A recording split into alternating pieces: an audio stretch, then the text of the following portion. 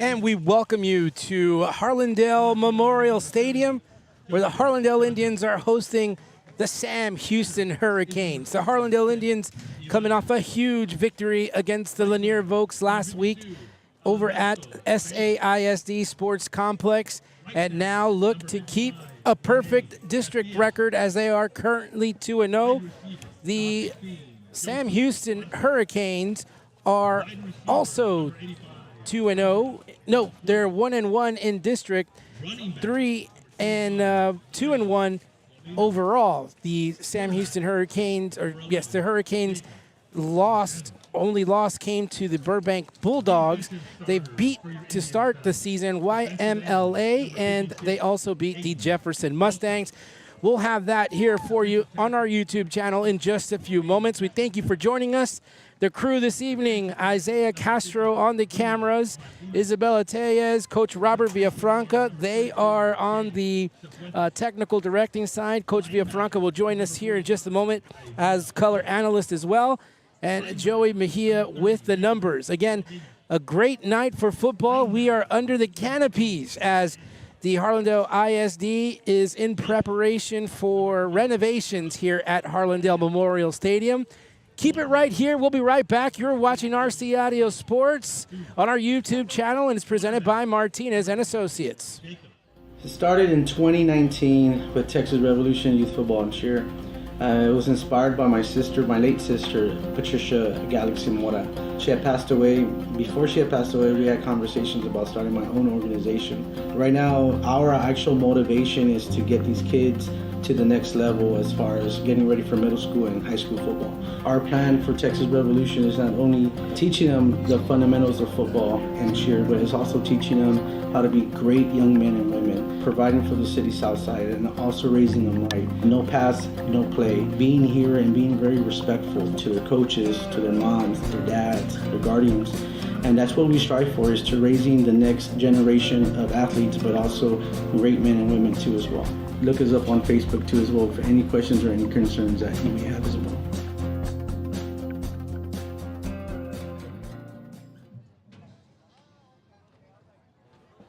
We welcome you back to Harlandale Memorial Stadium. Let's take it down to Coach Robert Villafranca, who's with Coach Albert Torres.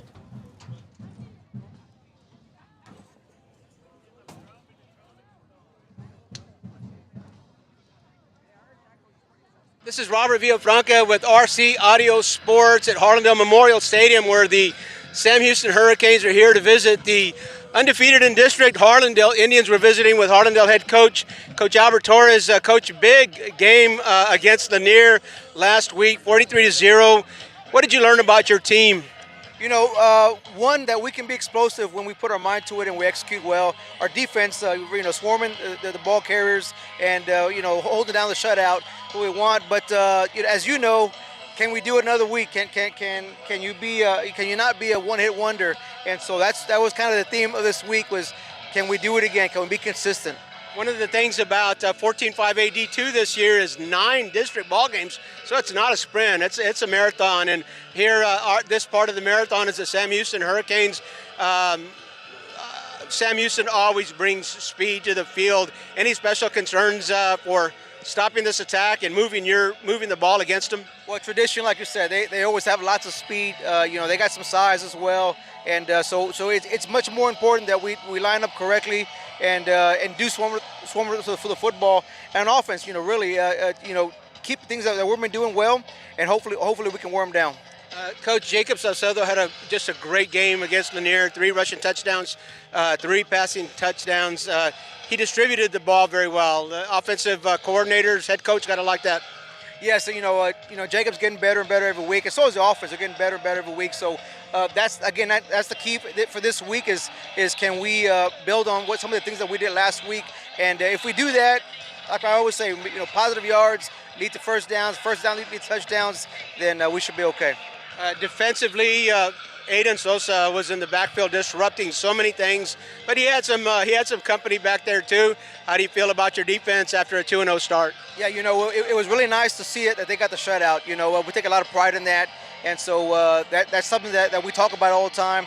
And so with Aiden Sosa, again, he's another player that's getting better and better every week. Last year he was a backup, so this year he's kind of put in the starting role, and getting better every week is kind of what we're saying.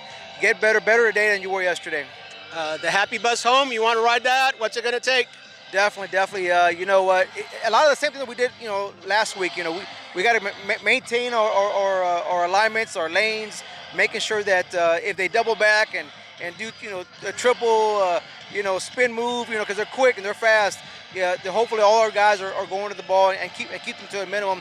Offensively, make sure that we're catching the ball, no pre-snap penalties. I said that last week in the first play of the game, we had a pre-snap penalty, so we're going to try to make it better at that. But yes, if we do those things, then we'll get ourselves in a better position to ride the happy ride bus back home. Coach, what do you say? Go Indians. Go Indians indeed. This is Robert Villafranca with the RC Audio Sports Texas Youth Football and Cheer pregame show. We'll be back.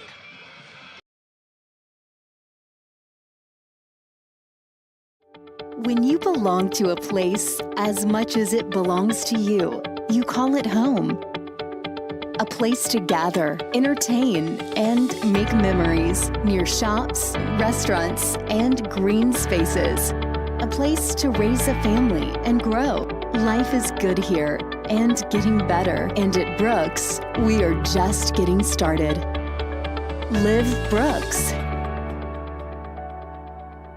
Robert Villafranca, we're here again at on the field at the Harlandale, where the Sam Houston Hurricanes have come to visit the Harlandale Indians. We're visiting with head coach Jeremy Williams of the Sam Houston Hurricanes. Coach, 1-1 in district play. A couple of games. It's a marathon. This is. What have you learned in 2 games about your team?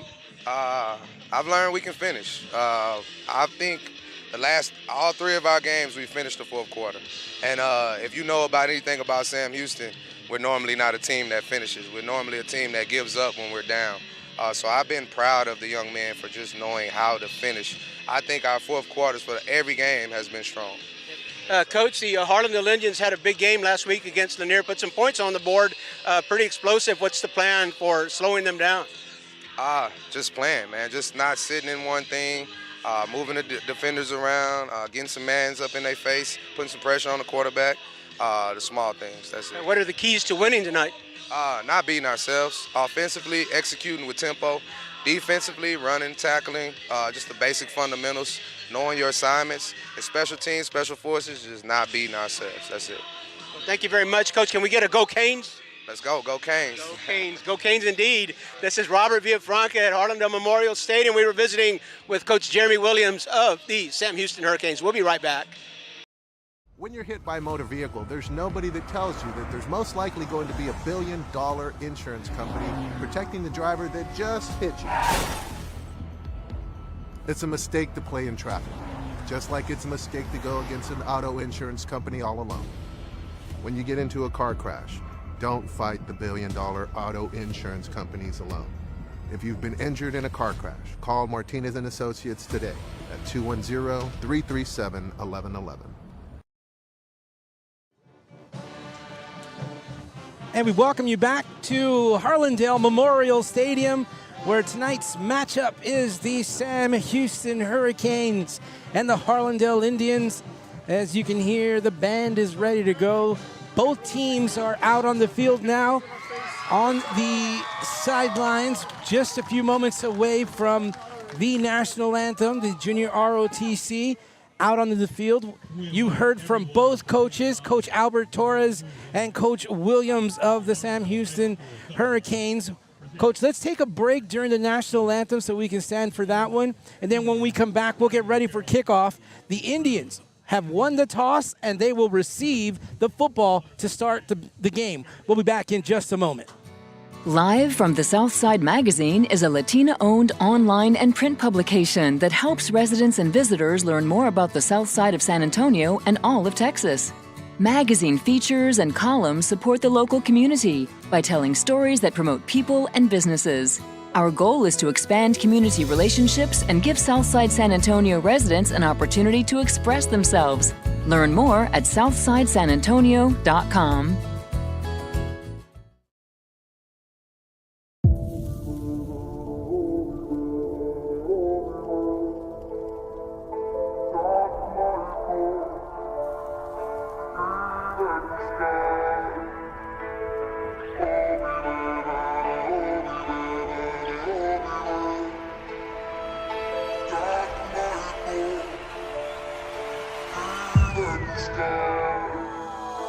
Lucy.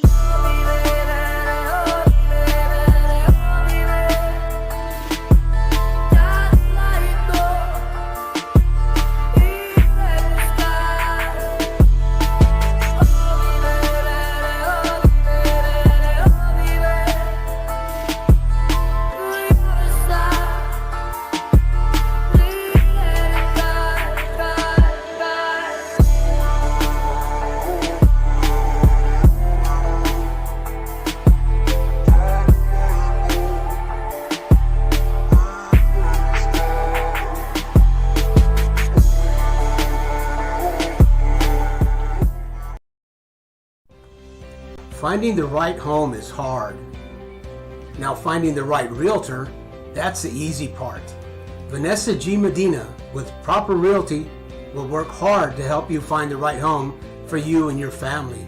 Contact Vanessa today and let Proper Realty help you find your dream home.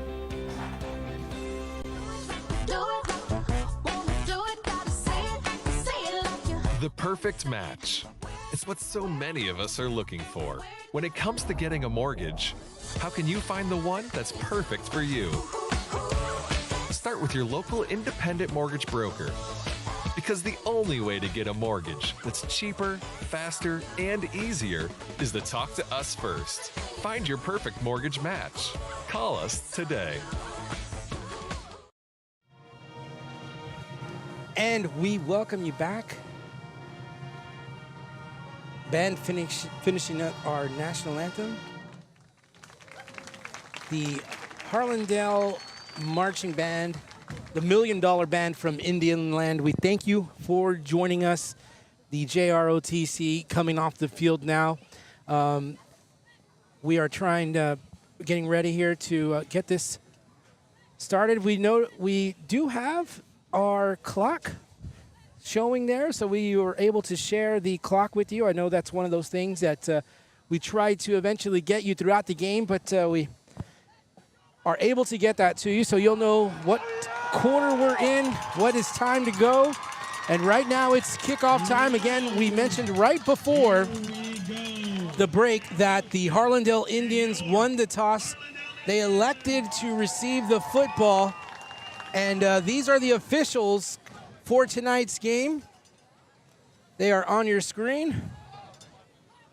And they are referee Eric Staton, umpire Craig Leduc, headline judge Erico Beretta, line judge Billy Newman, back judge Mario Esquivel, the field judge is Joe Bro, and the side judge Michael Seguin. And those are out of the San Antonio chapter. So, one moment here.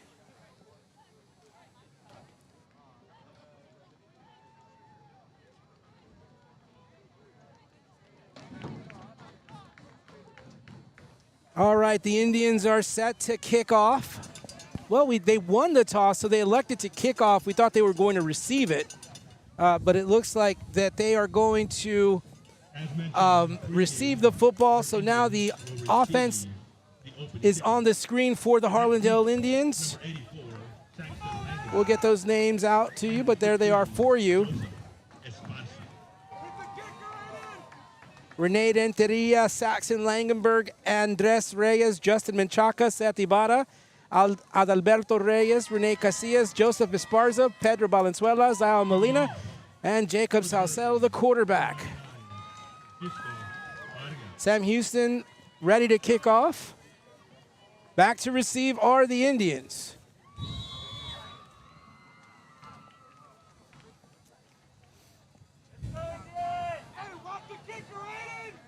Coach Robert Villafranca to join us here in just a little while.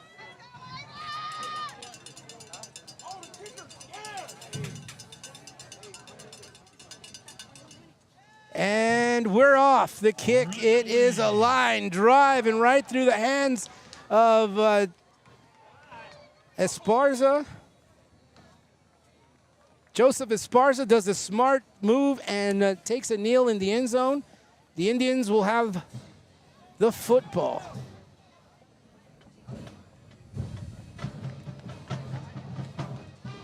Last week, the Indians' production was high productivity mode, led by Jacob Salcedo.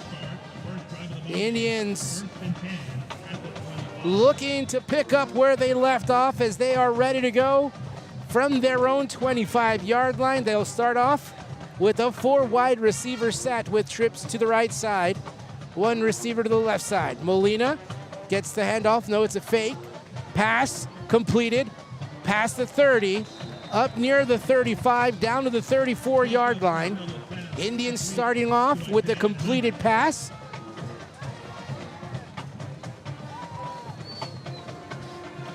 Jacob Salcedo doing a good job to start the first quarter with a good gain of 7 on that one.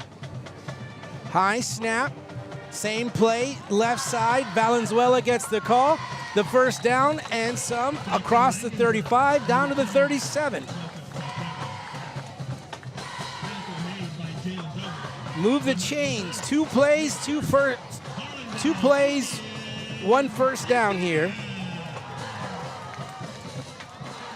This time the Indians will set up in a 4 wide receiver set to the right side on the near side hash. Fakes the handoff, same play, doesn't go. This time it is incomplete. Looking for his receiver, that was number 81, Michael Palomino.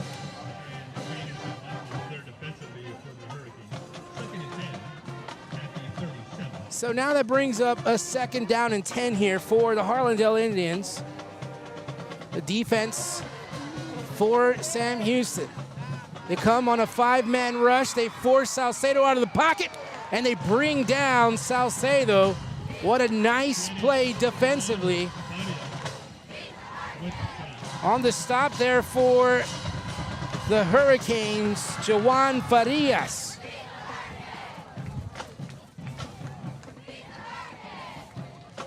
So the Hurricanes able to get to Jacob Salcedo early. One of the keys that Coach Williams talked about in his pregame. Salcedo under pressure, throws, the pass is caught at the 30, down to the 21-yard line. Big catch by Michael Palomino. Indians on the warpath. Replay in effect here. Nice catch. And big first down here for the Indians as Salcedo finds Palomino for a big first down. Indians on the ground now. Zion Molina gets the carry. Gets past 1 defender and down to the 17-yard line. So a couple of yards on that gain there for Palomino. Manuel Lopez, you're welcome. We got the clock going. Sort of. There it goes, 9:57 to go. Again, on the ground, Indians will be stopped at the 15-yard line. Forward progress.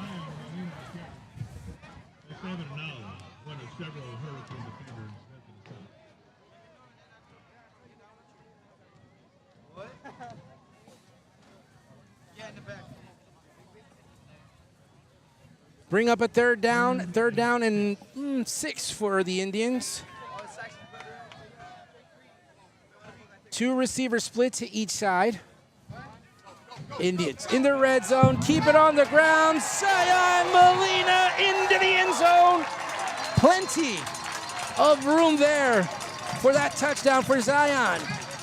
Look as he goes straight up the middle into the end zone on a 17-yard touchdown run for the Indians here at the 8:58 minute mark.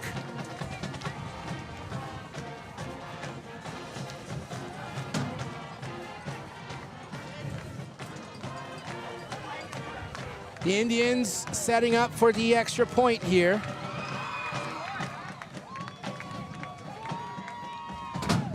There's the kick. It's up. And it's good. 7-0 to score. You're watching RC Audio Sports, presented by Texas Youth Football and Youth Revolution Football and Cheer. When you belong to a place as much as it belongs to you, you call it home. A place to gather, entertain, and make memories near shops, restaurants, and green spaces. A place to raise a family and grow. Life is good here and getting better. And at Brooks, we are just getting started. Live Brooks.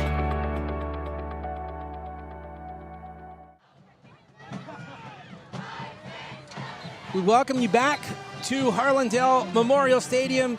The Indians on a 7-play drive, 75 yards, and a 17-yard touchdown run by Zion Molina.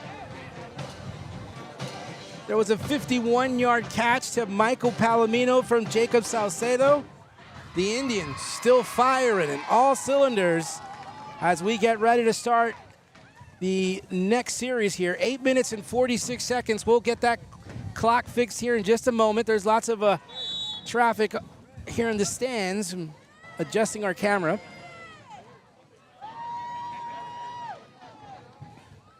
Indians set to kick off. Oh, they keep it short on the ground, scooped up at the 33-yard line. Up come the Hurricanes. Tristan White. On your screen now is the Harlandale Indian defense. You remember Aiden Sosa for the Indians.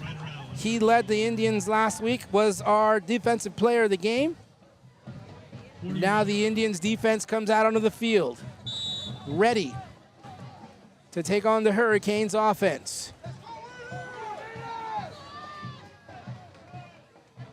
On the ground, coach talked about the speed of the Hurricanes, but the Indians were able to contain. Nathaniel Vasquez, one of the defenders there to stop early for the Indians. No gain on that play, brings up second down. 2nd and 10 with 8 minutes and 39 seconds to go in this first quarter. They go to the air, pass across the middle, pops out, incomplete. So that brings up now a 3rd down. Carlos De La Vega on the pop there and able to pop that ball out. Was going to be a good catch for the Hurricanes. Now big 3rd down here for Sam Houston. Indians show the blitz straight up the middle. Ball incomplete. They were looking for Tristan White. So Albert Goodlow, the quarterback, was facing a 3rd down situation. The Indians stay good on defense. Back to receive for the Indians.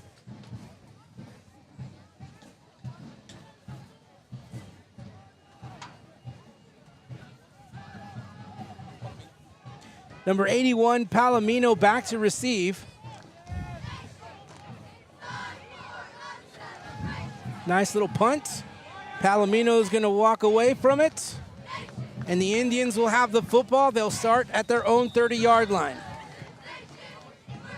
That's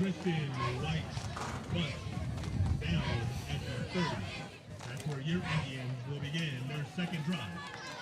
The first drive for the Harlandale Indians went 75 yards. Great big plays there in the first drive, led by Jacob Salcedo. Zion Molina capping it off on a 17-yard touchdown run. Indians now have the football. Straight up the middle. Good run there all the way up to the 35-yard line. So a 5-yard pickup on that play by Zion Molina. Coach Robert Villafranca now joining us after he's done setting up this entire production. Coach, thanks for all that you do. Sam Houston showing blitz. Oh, but it leaves a wide open receiver down the middle of the field. Zion Molina, he got tripped up on his own 2 feet. Zion Molina gets out of the backfield and undetected by the Hurricane defense. And I like what I saw there. It's Jacob Salcedo staying in the pocket, going with a quick read, and getting rid of that. Nice pass. Great patience by Salcedo as the blitz was coming up the middle, Coach.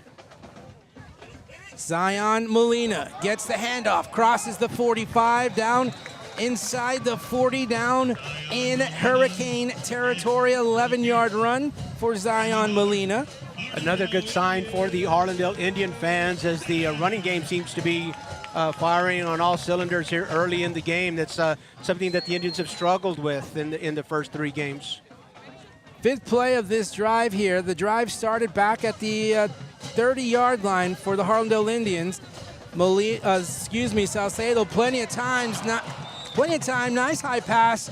A little bit too much on that one there for the intended receiver. The pass is incomplete. Once again, for Harlandale fans, you like to see Jacob Salcedo in that pocket and looking downfield. The receiver did get behind his defender, just was not able to connect on that one. So it'll be a do-over 2nd and 10 here.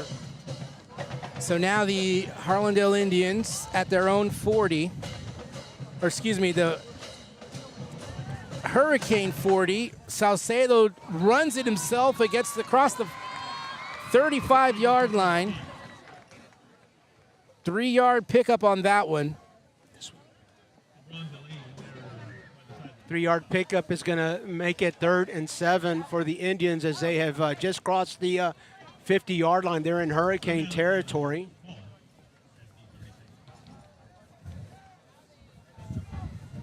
Jacob Salcedo getting instructions from the sidelines. The Indians keep it on the ground. Zion Molina gets up to the 34-yard line, maybe the 33-yard line.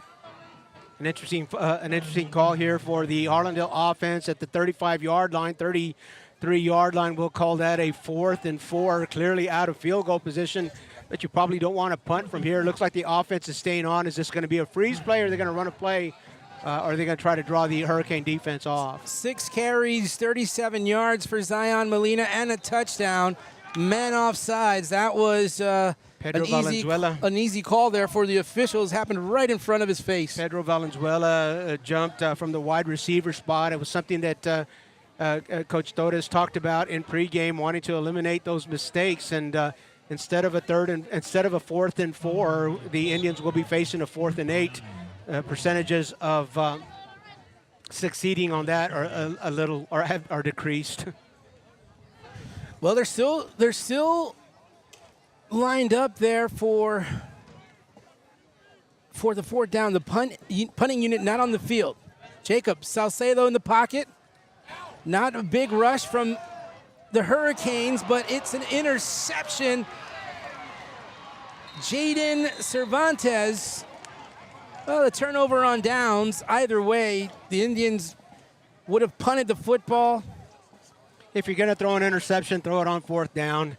You don't want to take a sack there, but it is, of course, in hindsight here, punting the ball, you'd be exchanging 35 yards of field position here. The Hurricanes now come and start this drive at about midfield. Pretty good field position. The Indians were really fortunate to get that defender before he got into 2nd gear. Coach Torres really trusting his defense, and they're swarming to the football. A loss of a few yards, but there's a flag on the far end of the field over there.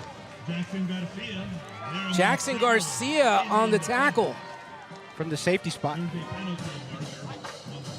But you talk about the confidence that Coach Torres has in his team.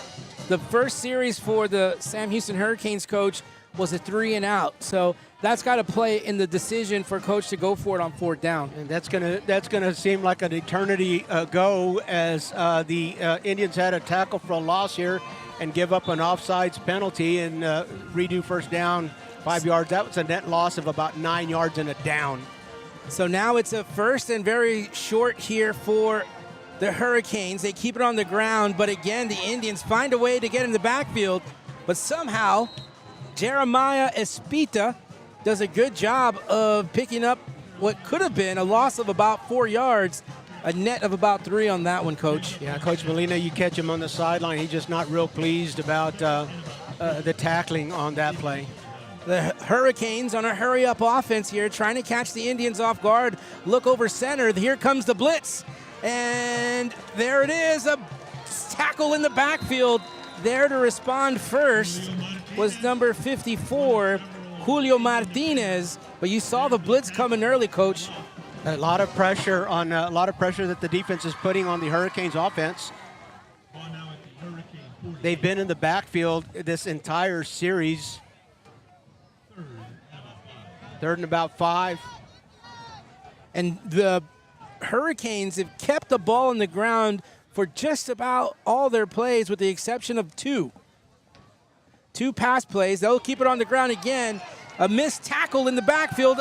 And this time, right at the 50-yard line, the running back finally goes down. Naquintus Brooks, the junior, for the Hurricanes. Julio Martinez bringing him down before he could reach the first down marker. Again, right at midfield. This is in less than 5 yards. So the Hurricane offense has a lot of choices here. They're going to try to draw the defense off. They're going to run a play. Very important play here in this 4th down scenario. They go up to the left side. The ball's on the ground, and it's a turnover on downs. So there was a good surge coming out of that Sam Houston handoff, and then it was a great hit by number 56 on the hit to pop the ball loose. Jackson Aiden Garcia. Sosa. I think Jackson Garcia landed on the loose football. So a couple of nice plays already this evening from Jackson, the safety of Harlandale's defense. Aiden Sosa, big hit. Another turnover on downs, but that was a 4th down. But the thing here is now a short field situation for the Indians. A little bit of movement. I think that's going to go against the Indians.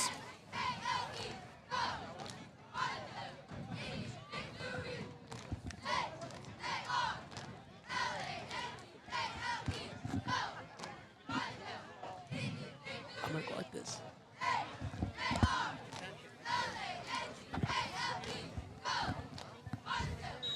To 38, following the false start. 1st and 15. 1st and long now for the Indians after that penalty. A screen play. Zion out of the backfield. Gets back to the line of scrimmage. That was good. A good read there by the defense for Sam Houston.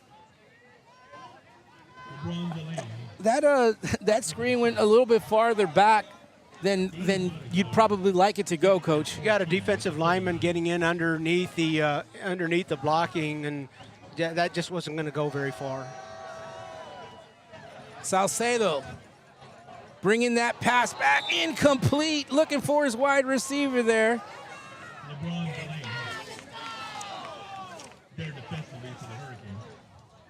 He was looking for Rene Renteria. Right on target, Jacob Salcedo was right there, a nice 3-step drop back. And it was one of the things that we talked about on this week's podcast is to see the part of Jacob Salcedo's development was his ability to stay in the pocket and hit that intended route. He's doing that tonight. He's right on target. He's had a couple of just missed.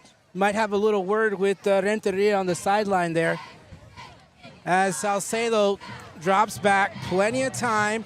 Now has a man, and he's going to go down as the pressure was coming from the right side for the Sam Houston Hurricanes. Well, that series went from bad to worse for the Indians on the previous possession. We talked about, well, 4th down, you throw that interception, but you don't want to take a sack on 3rd down. You just throw that ball away. Salcedo held the ball just a little too long on the play, and the Indians way back in their own territory. Jalen Sabbs, the defensive end on that one, he was relentless on his pursuit to Salcedo. The Indians now forced to punt the ball away. They do. It's a nice high punt. It will land in Sam Houston territory where the Hurricanes will have the ball at their own 33-yard line. Hurricanes will take over first and 10 at their own 34. It's 1:37 to go here in this first quarter. Jacob Fonseca hustling down and covering that punt. It was a nice little bounce that the return man could have scooped and gone, but Eric Fonseca, it was his hustle that made that punt result in no return. The little things. Do you see we are in the first quarter? Hurricanes coming with a 4-receiver set with trips over to the left side, 1 receiver to the right side. Low snap, pass out of the backfield. It's completed behind the line of scrimmage. And now it's all athleticism at this point. Over to the right side, knocked out of bounds. The receiver is Jeremiah Espitia. Boy, he caught the ball on the left numbers, and it looked like it almost looked like a tunnel screen. He was coming back right away, and Nicholas Rodriguez tried to contain him and keep him on the boundary, but he got around Nicholas and came back a big Coach, 6-yard he gain. caught the ball on the 30-yard line, and he came opposite direction to get across the 40 inside. And here's a run on the left side. Plenty of space. The 25, the 15, into the end zone on a huge run. Wow, what a run.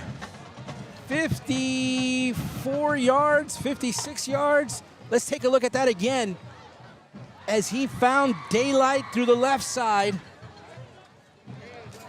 Long touchdown here for the Hurricanes to finish up that last quarter, or this first quarter, as time is winding down. The extra point here up.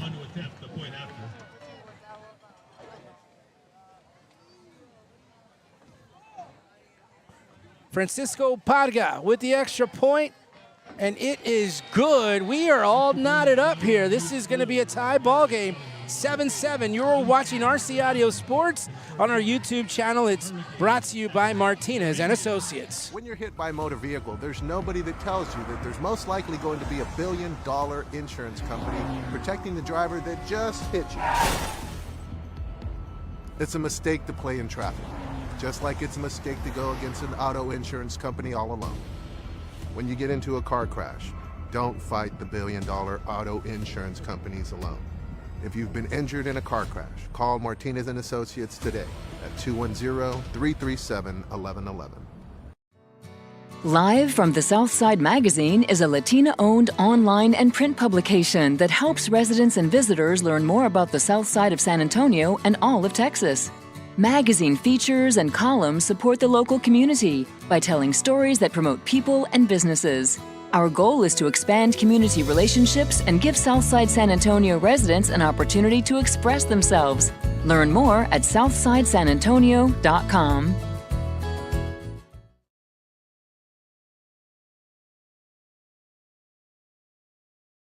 Stadium, where the Sam Houston Hurricanes have answered right back.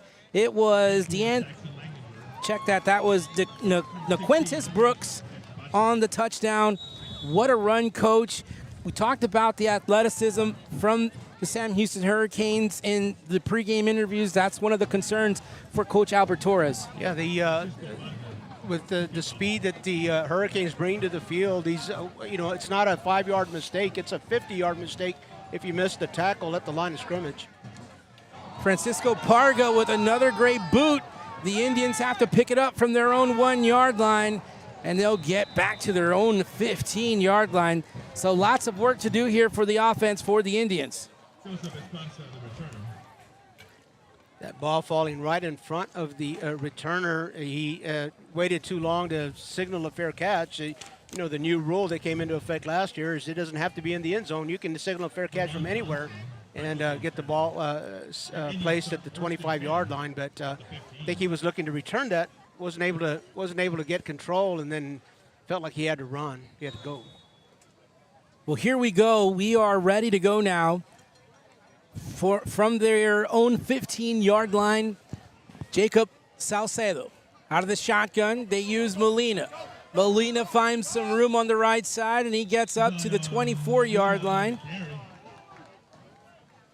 Make it the 23, Coach. Zion Molina has had some nice runs on that one. Justin Menchaca, big Justin Menchaca, the offensive tackle for the Harlandale Indians. Tonight, actually, he's playing guard. Good job blocking. 8-yard run there for Zion. They keep it on the ground. They find some area right back to the line of scrimmage where Zion is met up by that big front defensive line for Sam Houston. Brings up a 3rd down now. We're just under a minute in the first quarter here.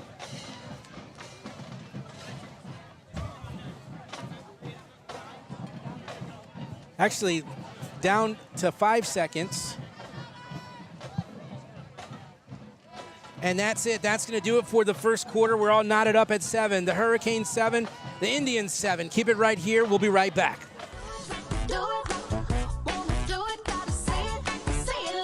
The perfect match. It's what so many of us are looking for.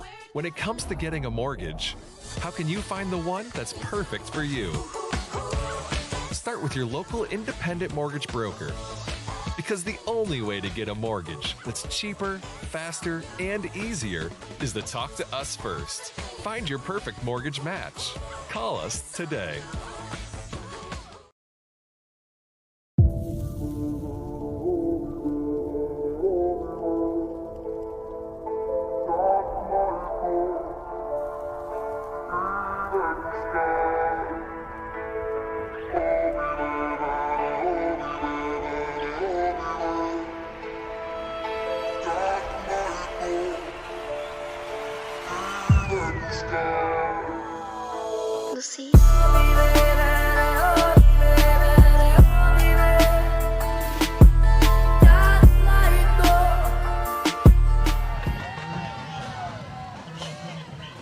And we welcome you back to Harlandale Memorial Stadium, where we start the second quarter here. The Indians 7, the Hurricanes 7. It's a guard and tackle pool.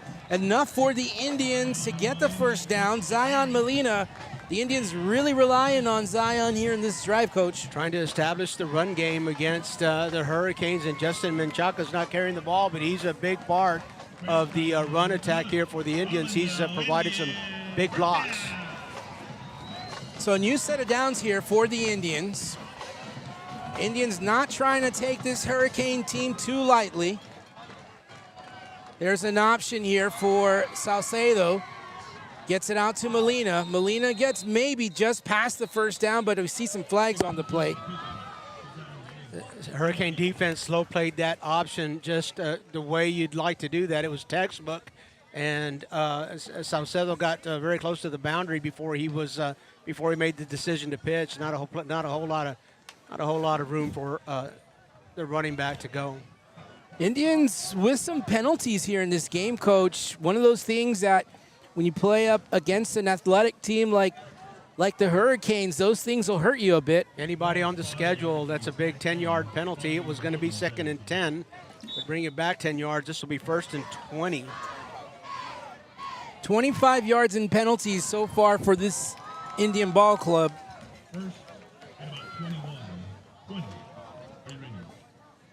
We know Salcedo has an arm. Oh, what a pancake on a block. The pass is incomplete. I hope we got a replay on that one. If we do, we do. If we don't, we don't. But boy, what a nice hit there by number 52, Adalberto Reyes. But it was an incomplete pass.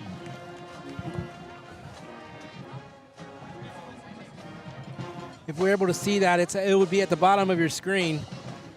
Number 52 flattened one of the defenders. Here come the Indians on a 2nd and 20. Salcedo will have pressure, gets rid of the football. A little too deep there for Zion Molina. Zion Molina being involved in the passing game as well. He was able to get out of the backfield on the play previous in the first quarter undetected. This time he was well guarded by the Hurricane defense. 3 catches already the evening for Zion Molina, Coach. Talked about how Jacob Salcedo likes to diversify and get his receivers into the ball game. He looks left, has time, the middle of the field, into double coverage. And boy, that's going to bring flags all over the place. As the hit was made, Jaden Cervantes, those are always tough coming across the middle, Coach. Yep. Boy, I think that's going to be targeting here in high school. You don't have if it's targeting, you're ejected, and in high school you don't have the benefit of watching a replay. So two flags flying out of the pockets of a couple of officials there. I don't think there's any turning back on this one. Yeah, you go back about 5 years, maybe 10 years ago, that's nothing. But these days, there's a big call for protecting. Wait a second.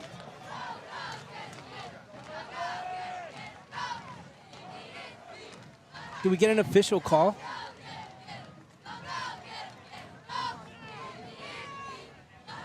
Personal foul is what our referee is telling us. So, automatic first down. So it looked like he gave personal foul. He didn't give the signal of targeting, so there will likely not be an ejection, but a personal foul is an automatic first down.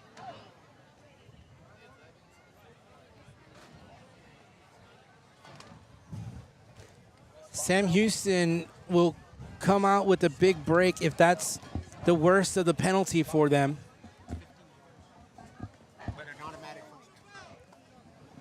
So that will be it will be an automatic first down, and it'll be 15 yards from the line of scrimmage. And we get the longer signal, signal from the official there. It was targeting, personal foul. The fist to the head says that that's targeting. So that athlete will be ejected. It looks like it's number 21 for the Hurricanes, and that would be Jaden Cervantes, who will leave the ball game. He is a junior for the Hurricanes, so a lesson for the Hurricanes there, as that is a very serious violation, and the officials doing a good job of trying to protect everyone as much as they can. But a whole new set of downs here. But most importantly, Coach, the receiver's okay, and the Indians are moving the football. Twins to each side. Slow developing run play will maybe get past the line of scrimmage by a yard. Tyrell Carpenter, defensive tackle for the Hurricanes. A lot of size on that young man, and he just smothered the play at the line of scrimmage. Isaiah Castro on the camera doing a fantastic job, as always.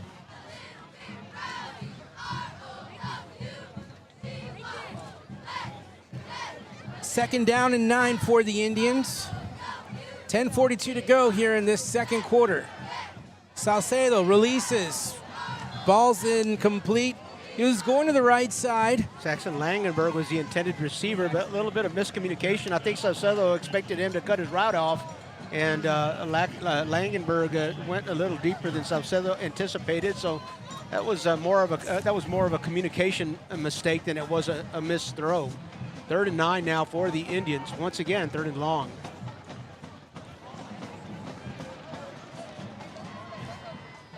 Indians faking the handoff. Salcedo looking downfield. Good coverage everywhere. Gets rid of the football. And the pass incomplete. He was looking for his receiver, Joseph Esparza. And Coach, in the couple of weeks back or the few games back, it was like as long as Salcedo got it near the receivers, they were going to haul it in. But it seems like Salcedo's accuracy is still pretty decent right now. The receivers are not able to bring in the football. He's hit a couple of bullseyes. He's hit some hands, but the Indians have not been able to capitalize on those passes. So 4th and long, and the Indians will punt away.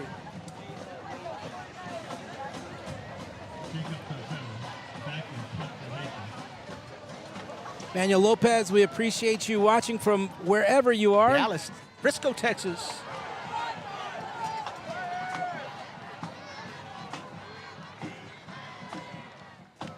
So the punt goes inside the 30 where Sam Houston will get the football. They Saw just a moment ago how fast they are on that 59-yard run up the middle.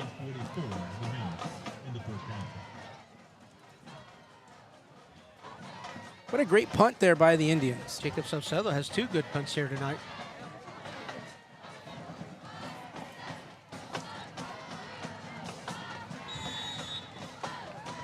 $9:44 to go here in this second quarter. Over to the right side, maybe across the line of scrimmage.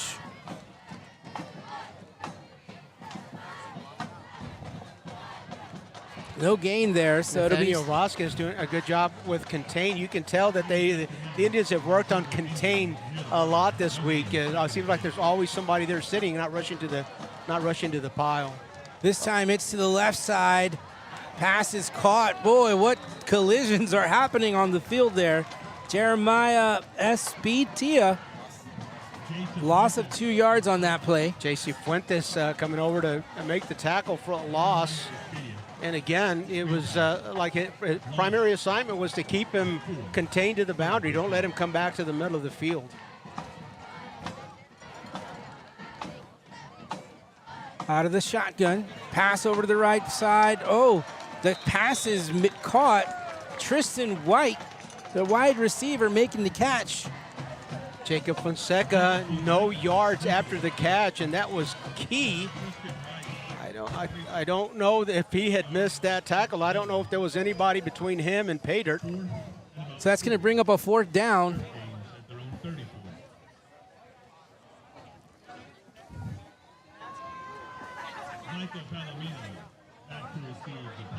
Palomino ready to receive back for the Indians. High snap over the punter. The officials whistle the play dead. False start from the side judge. So that play will not be allowed to develop, and it was a lucky break.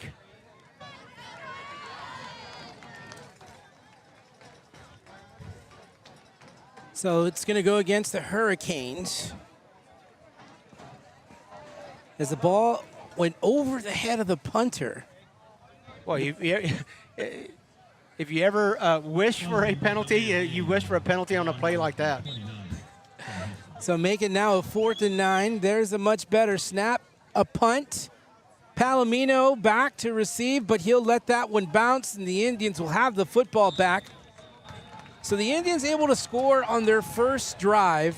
The next 2 possessions not able to really come up with much,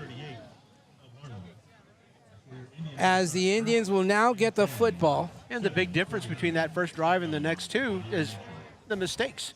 First drive was just Few about penalties, mistake-free. Yes, dropping footballs when they're within your hands. You just have to stay. I mean, you hear every coach from junior high to the professional ranks. You just have to stay on schedule.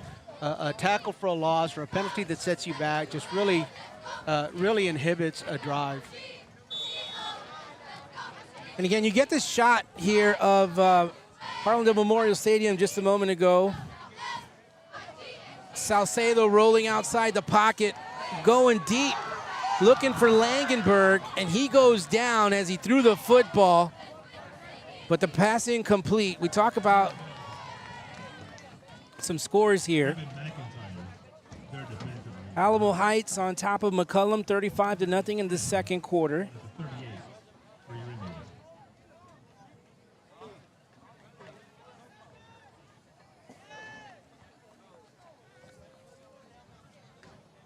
So brings up a 2nd down here.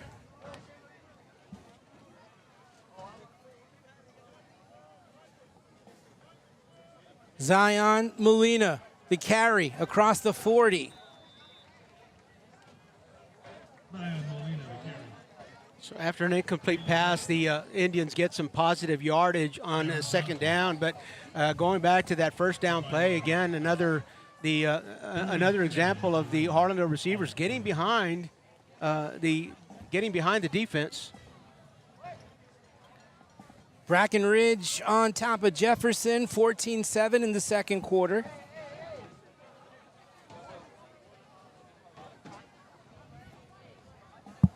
Third down now for the Indians. Pass play, Salcedo with pressure. Has a defender behind him, gets rid of the football, and an incomplete pass as Salcedo released the football. Zion Molina, the safety valve route for Jacob Salcedo on that one. And again, the Indians just narrowly missing on a few plays. It could have gone a long, long way. And I'm sure they're going to come back and review that at halftime. We're still tied up here at 7. What a competitive ball game it's been, but the Indians just having trouble here late in these last few possessions. 7 incompletions on the last 7 passes for Jacob Salcedo. Coach Torres, he wants to talk about it and have a timeout with 6:49 to go. You're watching RC Audio Sports on our YouTube channel, brought to you by Texas Revolution Youth Football and Cheer.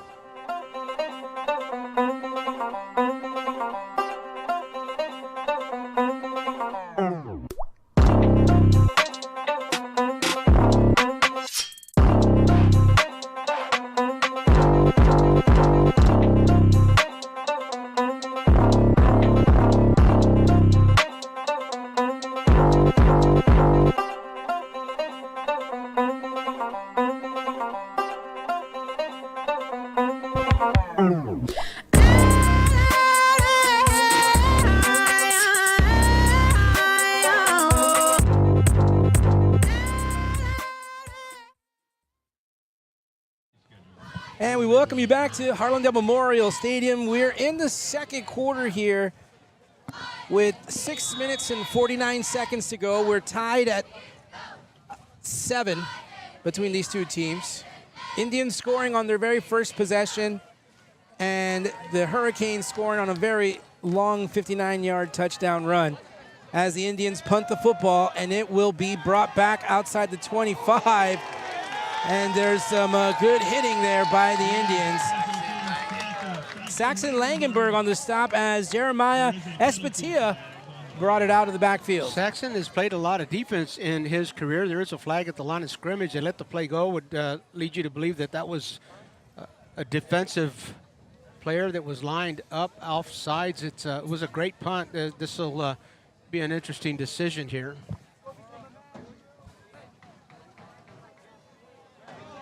False start against, oh, that's unusual. False start against the Indians, and they let the play go. Usually you see that one blown dead. Yeah, they usually stop it right off.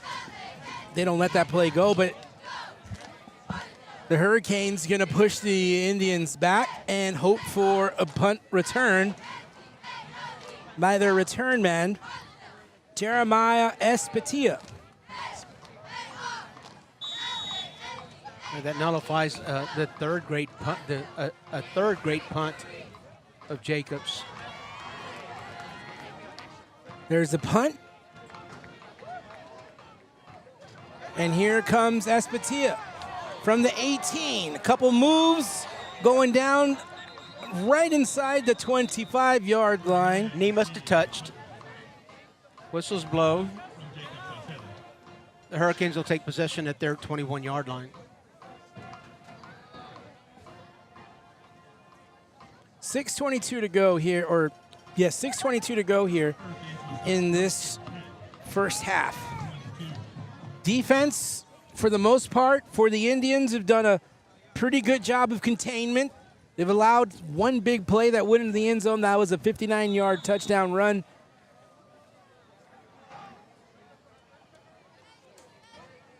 Right side, across the 20, across the 25. Naquantis Brooks with the run, and he had that long 59-yard touchdown we were just talking about.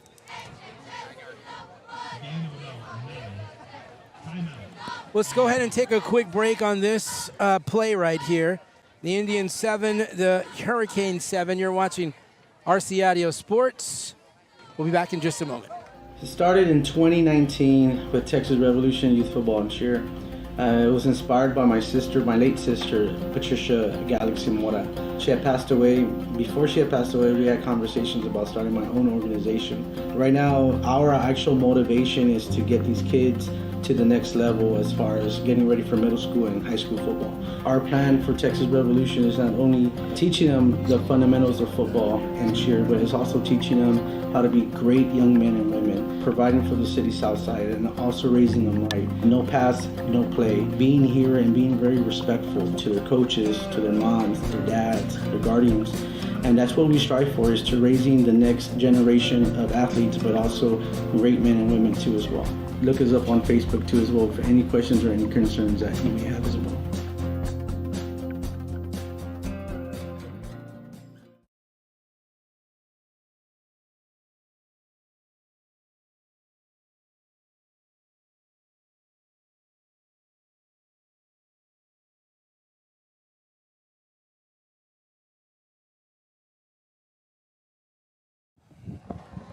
We welcome you back to the action here at Harlandale Memorial Stadium after an injury timeout. It is second down and very short, but the whistles will blow here. Play will be called dead.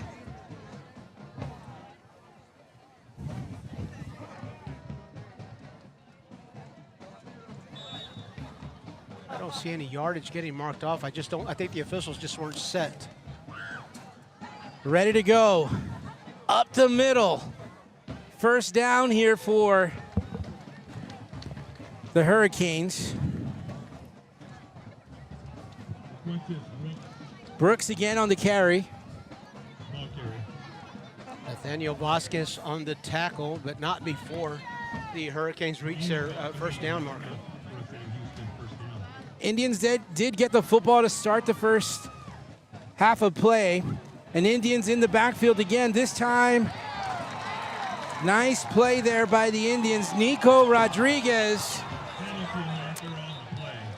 Rodriguez with a little emphatic push out of bounds. Maybe that was just a little bit too much. Hard to say there. He was going out of bounds. Tough call right there. All the officials conferring. That one usually doesn't get turned over, but that's an unsportsmanlike, dead ball, personal foul against the Indians. As you saw there on the replay, he was coming out of bounds already, and a little bit of extra love tap, if you will.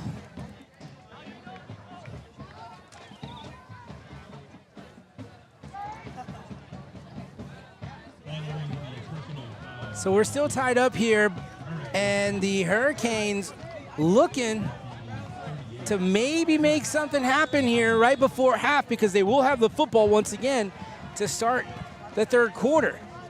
Low snap. Hurricanes keep it on the ground. They break the line of scrimmage and get up to the near 40-yard line on a 2-yard carry. Defense, Harlandale defense doing a real good job with contain. I really saw only one play, that 9-yard gain, where contain broke down, but they've done well so far against the speedy Sam Houston team. Sam Houston out of the shotgun. Here comes pressure, rolling out of the pocket, up the middle, and across the 45, and he's brought down after the first down. Ignacio Ceja catching up to the quarterback on that. We saw a big hit from Ignacio last week against Lanier as well. Albert Goodlow, the quarterback. Nico Rodriguez on the defense, and he's slow to get up.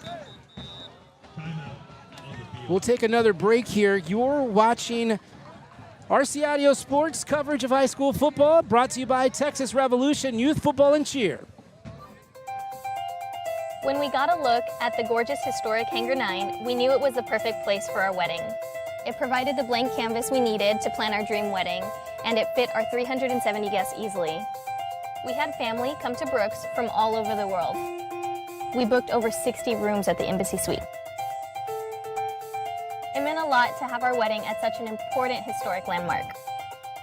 Revitalizing former military buildings helps us preserve our history, like the Air Force Officers Club, which is becoming Southerly Coast and Comfort. People from all over San Antonio will be able to sit back and enjoy a meal in the exact place where history unfolded. Nearby, the former... We are back in action here after Isaiah Flores came off, and what a sack. What a great up the middle field there. Let's take a look at that again. As he comes up straight from the left side and just swallowed up. Who else, Coach? Aiden Sosa. Boy, he's tough to block. Especially when he's coming in hot that way. The Sam Houston Hurricanes want to talk it over. You're watching RC Audio Sports coverage of high school football, brought to you by Texas Revolution Youth Football and Cheer.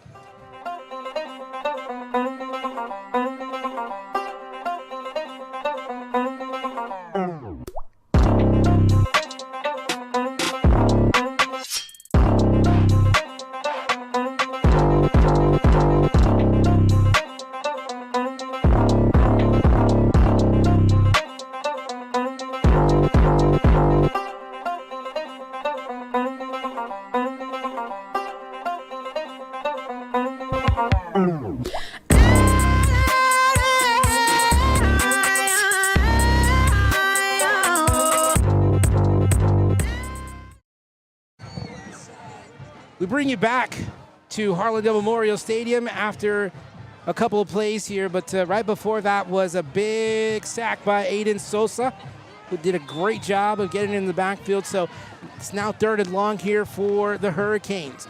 They roll to the left side, looking down, hit as he's thrown, the ball picked up. Carlos De La Vega with his at least his third. We saw him get 2 against Edison. The 3rd interception that we've seen. So it's Carlos De La Vega. You do not want to go around him. Great pressure coming from the line. As you can see, great coverage as he drops back to take the interception. So now the Indians, and this is all was sparked up, Coach, by that Aiden Sosa tackle big for sack. Loss, big sack, that's right. And then a couple plays later, turnover, Indian football, here they come. Langenberg gets the call, he goes along the sideline, and he gets out of bounds, not before crossing into Hurricane territory. Saxon Langenberg, he's not easy to bring down. We've seen him put the spin cycle on a few defenders and break tackles, so a good move on the Harlandale offense's part to put the ball in his hands. First completion in the last 8 attempts for Jacob Salcedo. Here come the Indians out of the shotgun with the 5 wide receiver set. They send a man in motion. He keeps the football. Salcedo straight up the middle. Now coming to his right side. He's breaking the speed. The 15, the 10, into the end zone. 50-yard touchdown run by Jacob Salcedo, and I got chills. Look at him. What a run by Jacob Salcedo. Coach, Bobby, I haven't seen that play run much. That's one that we saw Nico Velis run very well, Jordan Pettis back in his day, but I really haven't seen that call for Jacob Salcedo yet. And boy, that's a trademark Coach Torres offense and Coach Anson Cornwell offense play right there. Jacob Salcedo all the way. Fantastic run, the way it was set up, the way it started. And the Indians back on the scoreboard with 3:25 to go in this second quarter. The extra point attempt here, I believe that's De La Vega. The kick is up, right through the uprights. The Indians will take a 1-touchdown lead, 14-7. You're watching high school football. It's presented by Texas Revolution Youth Football and Cheer.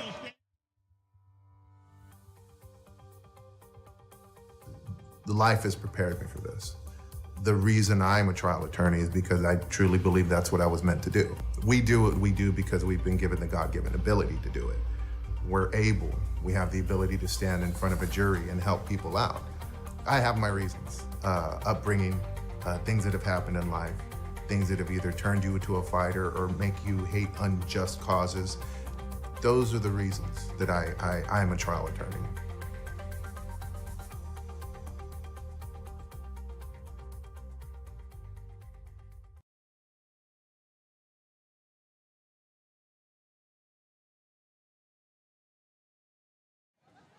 Welcome back to Harlandale Memorial Stadium. Coach Robert Villafranca, Isabella Tellez running the cameras or the technical directing, Isaiah Castro on the camera, Joey Mejia keeping us looking smart with the numbers. The Indians on top 14-7, Coach. 14-7. It was Nico Rodriguez that nailed that extra point to give the Indians a 7-point lead. It's 14-7, as you said, and there goes the kickoff. It's going to go deep. Fielded at the 10. Here come the Hurricanes. And he just needed to touch one Indian, and that was enough to go down. Carlos De La Vega doing it on special teams and on defense for the Indians. A big interception. Carlos De La Vega was the RC Audio Sports Defensive Player of the Game a couple of weeks ago. He got 2 big red zone interceptions against the Edison Golden Bears. He's got one here tonight against the and that kind of changed the ball game for the Indians, or really kind of saved the ball game for the Indians, if anything. And this pass interception, Coach, generated a touchdown for the Indians. Hurricanes keep it on the ground, trying to go to the right side. They run into a little bit of traffic, but there are some flags on the play.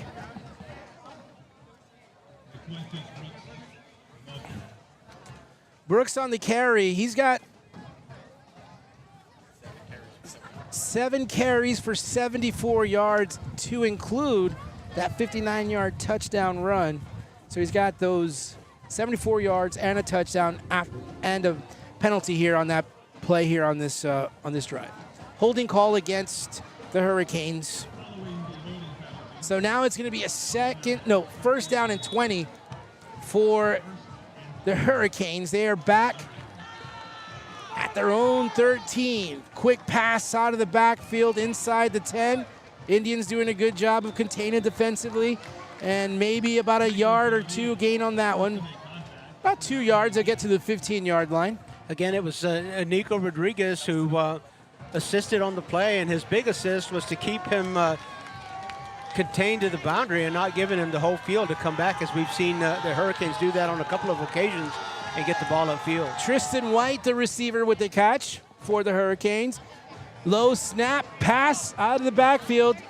It's caught along the sidelines. Big first down there. Catch is made by Jeremiah Espatia. Nicholas Rodriguez on the tackle. It's not quite the first down marker, Bob. 3rd and 3 on this play. Oh, not enough.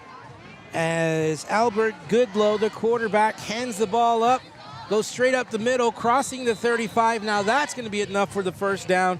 Move the chains, but what is continuing to happen is the clock is running with 1 minute and 59 seconds left to go. Just under 2 minutes. Hurricanes first down, now at the 36. Fakes the handoff. Pass complete, but the Indians right there to make the stop. Nico Rodriguez, the first one on the scene. Boy, he's just been all over the place. He got a little bit of an assist there, looking for a number as he turns a corner. Number 42 gets an assist on that tackle. So another tackle for a loss for the Indians. They've had quite a few this evening. Tristan White again on the reception. 2nd and long now for the Hurricanes. Nice crowd this evening here at Harlandale Memorial Stadium. The right side across the 35 down to about the 37-yard line. 42, I didn't get to call his name on the previous play, is Rene Cantu, getting a start on the defensive side this this evening. 3rd and 9 now as the Hurricanes take a timeout, Bob. The Hurricanes take one. We'll take it with them. You're watching high school football on RC Audio Sports, brought to you by Martinez and Associates. The On-Par Golf Academy at Mission Del Lago was designed and developed to offer not only the highest quality golf instruction in San Antonio, but so much more. With its experienced staff and its TrackMan indoor and outdoor training facility, On-Par Golf has the capability to meet all your golf improvement needs. From its junior golf programming to its entertainment and hosting services, OPG has got you covered. So if you're ready to take your golf game to the next level, come see us at On-Par Golf.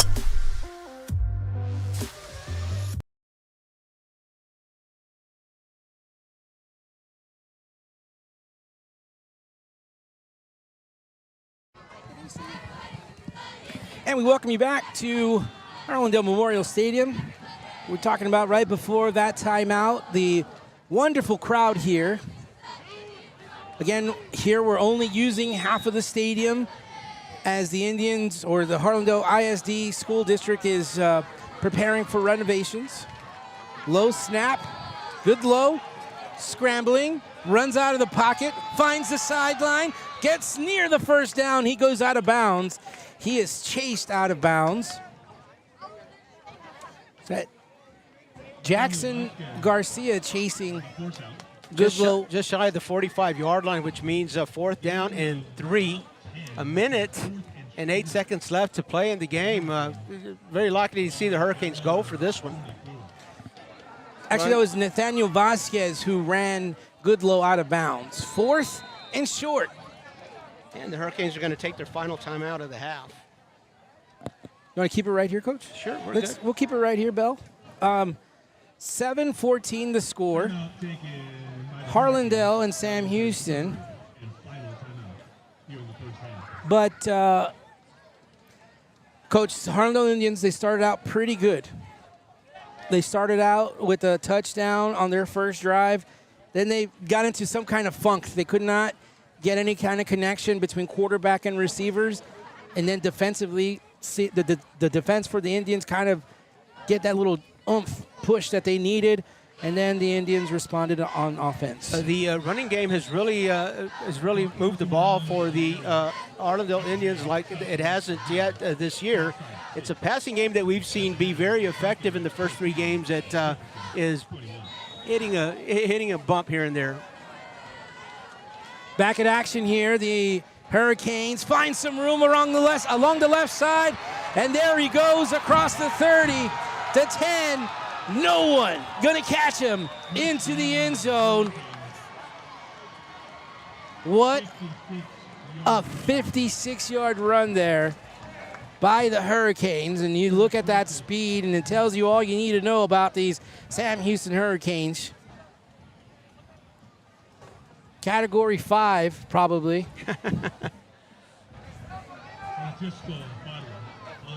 And as you mentioned earlier, Bob, it was the Indians that received the ball in the first half, so that's a big touchdown for the Hurricanes as they will get the ball back to start the second half here. The score even unless the Indians can do something about that with 55 seconds left and 2 timeouts. The extra point attempt, it is good. We're all tied up, so nothing really happened here in this first half. 14-14. Keep it right here. You're watching high school football.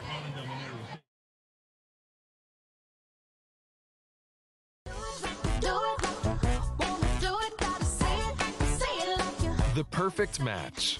It's what so many of us are looking for. When it comes to getting a mortgage, how can you find the one that's perfect for you? Start with your local independent mortgage broker. Because the only way to get a mortgage that's cheaper, faster, and easier is to talk to us first. Find your perfect mortgage match. Call us today.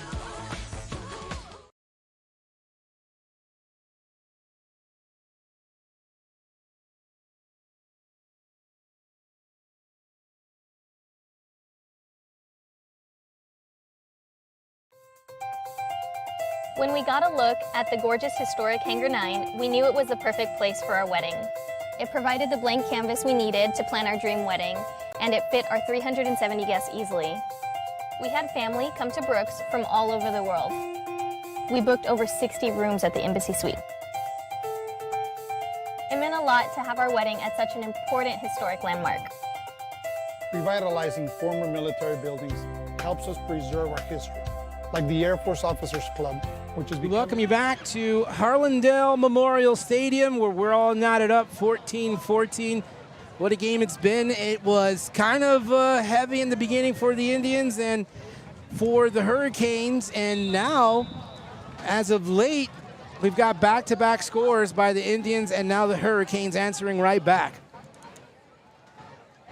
Jacob Fonseca taking the kickoff there and going to the ground immediately. The Indians will start this possession with 55 seconds left in the second quarter from their own 30-yard line. Harlandale's got 2 timeouts.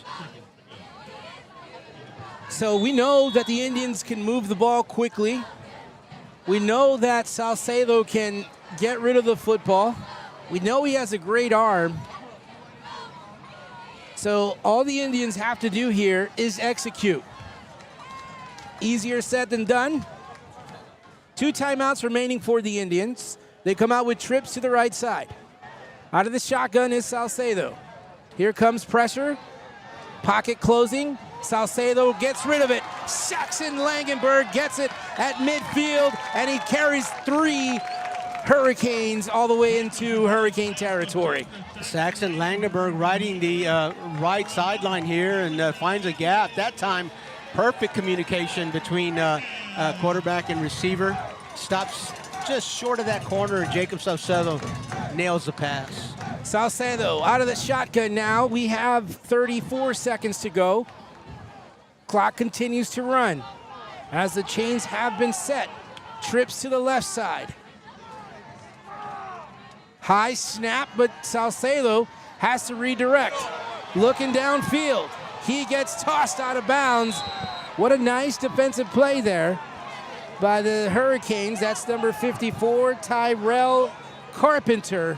As he goes out of bounds, the clock does stop. Well, the clock stopped about 5 or 6 seconds after Jacob Salcedo was tossed out of bounds. The Indians let a lot of time go off the clock. Saxon Langenberg did not get to the sideline, and the clock continued to roll. They stopped it to move the chains, but they started it right up, and just had a lot of time to run off the clock. It was 17 seconds when Salcedo was pulled out of bounds, so the clock ran about 10 seconds after that before the officials officially stopped the clock. But the Indians, they've got maybe one, right? I'd say 8 seconds, and this distance from the end zone, it's one play. So, I mean, that's key. 17 seconds is a big difference. 8 seconds and 17 seconds. 17 seconds is 2 plays. 8 seconds is 1. So that's a big mistake not to correct here. And the Indians, instead of having 2 plays to get 45 yards, now have a single play. And it's important for the Indians because they're coming back on defense when they come back in this third quarter. All right, they come out with a 4 wide receiver set.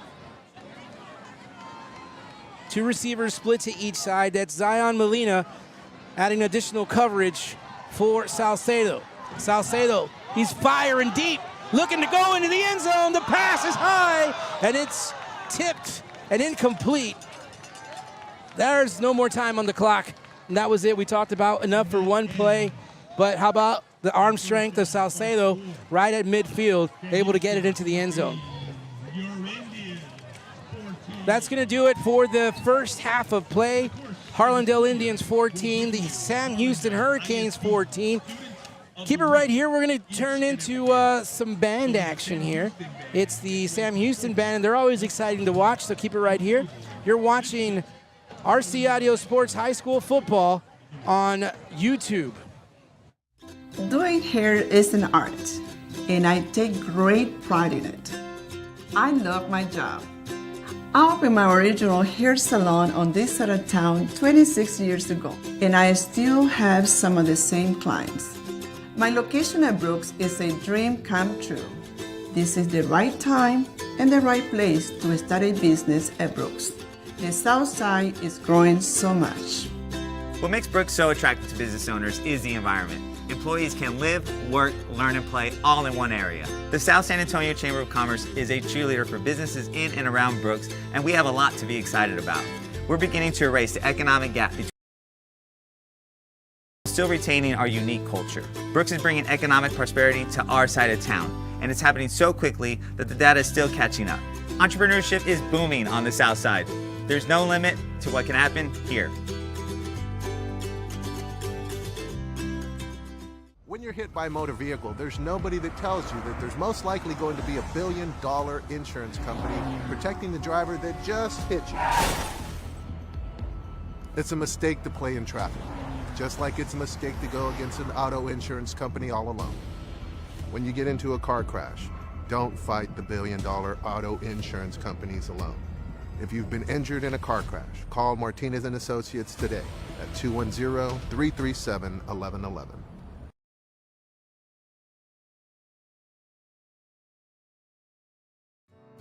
Live from the Southside Magazine is a Latina-owned online and print publication that helps residents and visitors learn more about the South Side of San Antonio and all of Texas.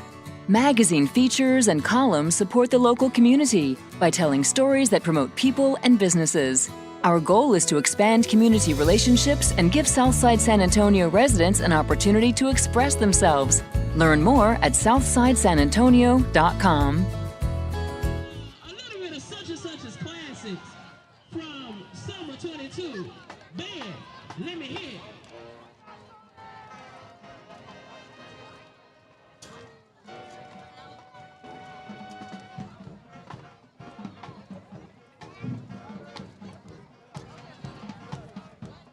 Now, my girl Lizzo said it best in a minute. I'm gonna need a sentimental man or woman to pump me up.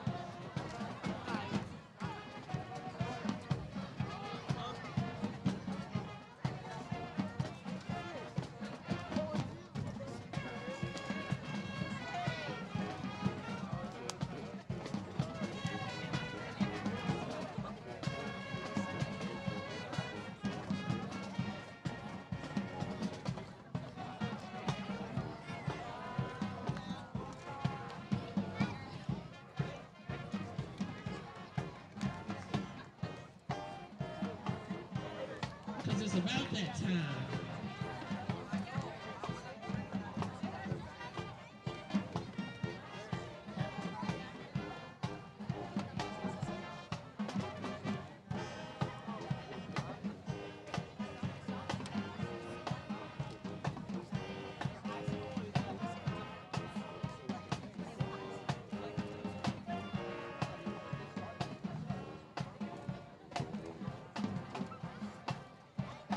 Now, even though Doja Cat done shaved off her eyebrows, we still gotta show some love to Doja Cat.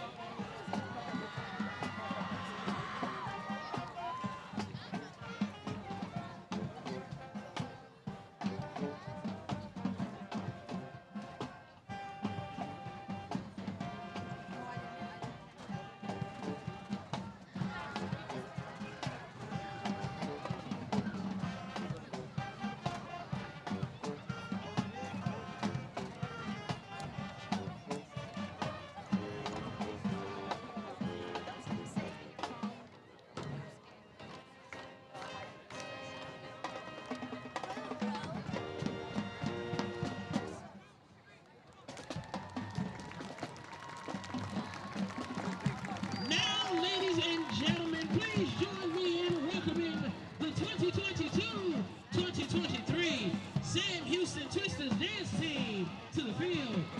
Dance team captain, Janine Sullivan. Dancer of the week is Sanaya Montgomery. Now, Hurricanes, I need you to get out your seats as the Twisters perform a Michael Jackson classic. Don't stop till you get enough.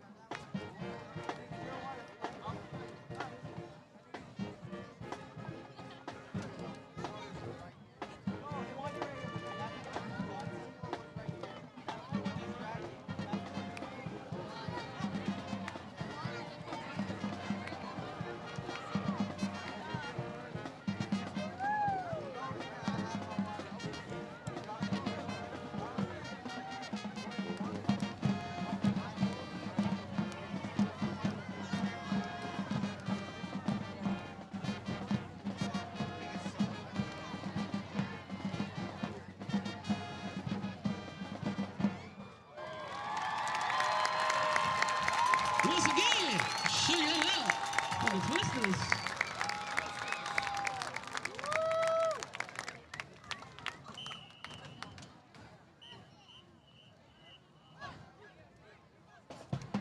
All right, y'all. Now, y'all know we can't come all the way from the east side and not give y'all a little show or whatever.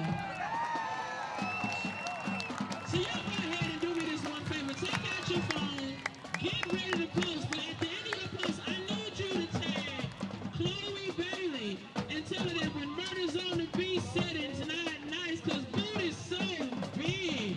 Lord, have mercy.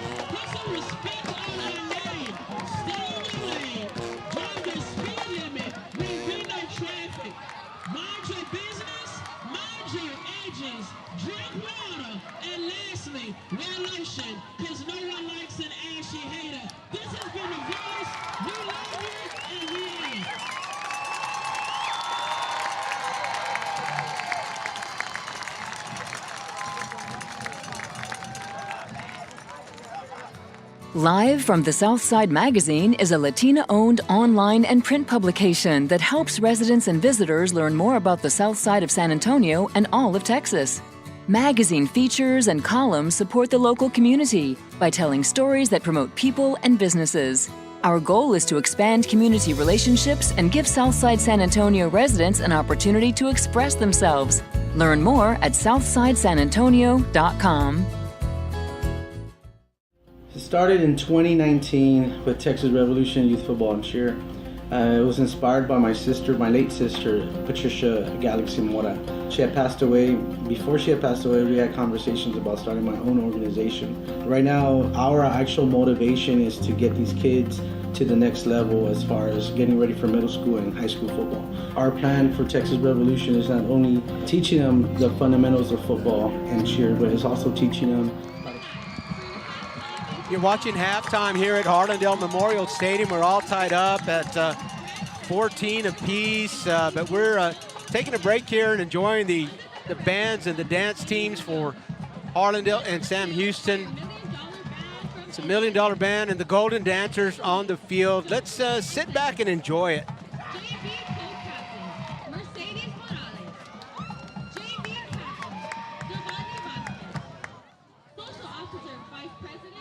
Lauren Quintanilla.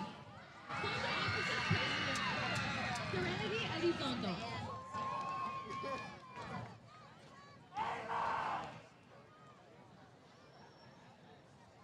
Major, Madison Riojas.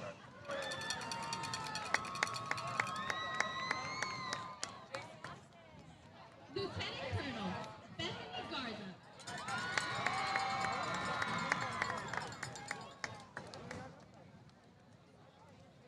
And your 2022-2023 Colonel, Mariah Gonzalez.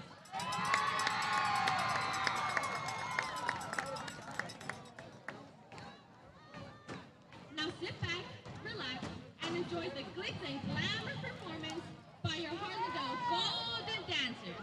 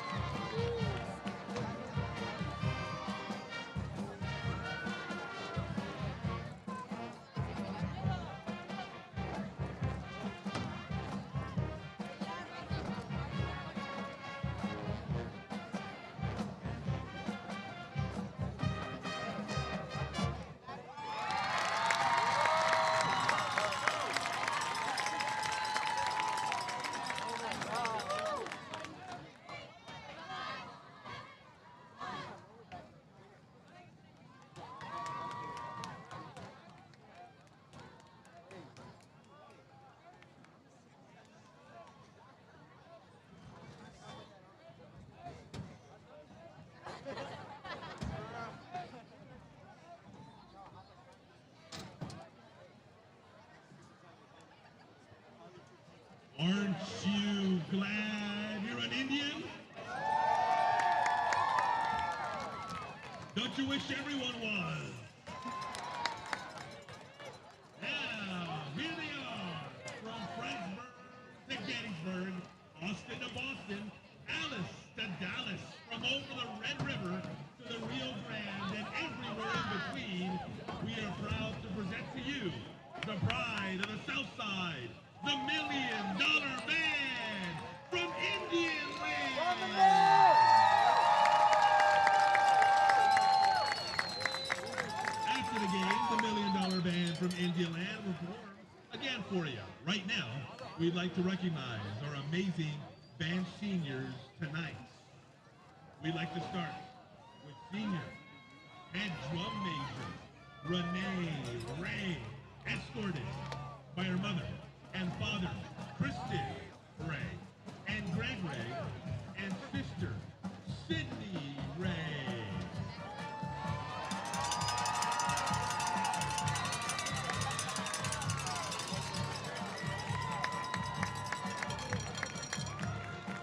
Assistant drum major, Noah Villalpando, escorted by his mother and father, James Villalpando and Paul Villalpando.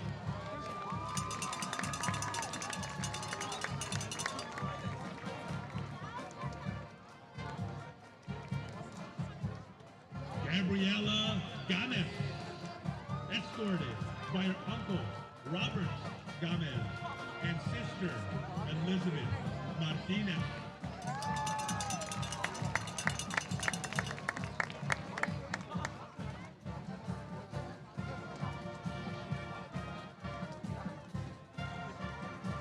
Ariana Gonzalez, escorted by her mother and father, Marta Hernandez and Mitchell Hernandez.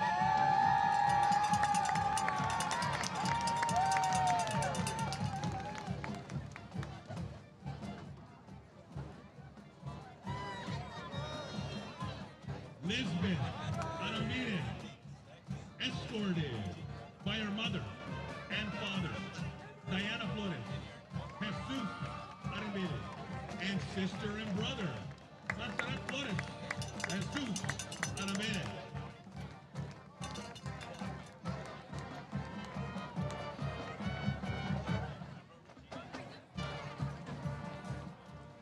Emily Flores, escorted by her parents, Christy and James Flores, and siblings, James and Daniel Flores, followed by her grandparents, Annette Bonilla and Jose Bonilla.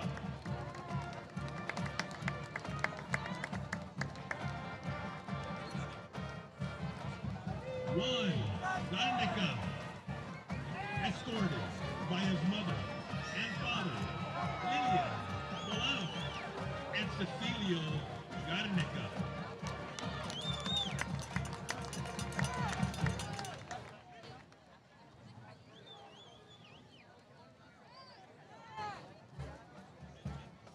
Juliet Gonzalez,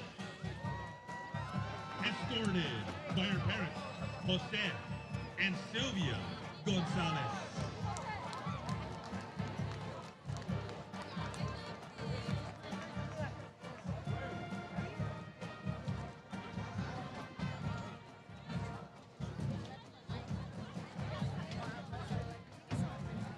Fabian De Leon, escorted by his mother, April Sarabia.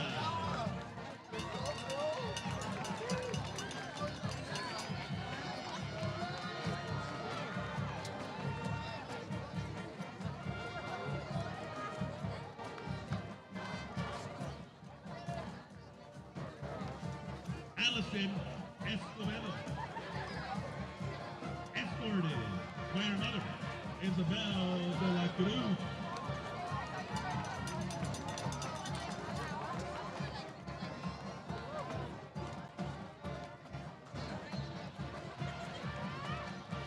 Samantha Rosas, escorted by her mother and father, and siblings, Erica Rosas, Rosa Rosas, and Muriel Rosas.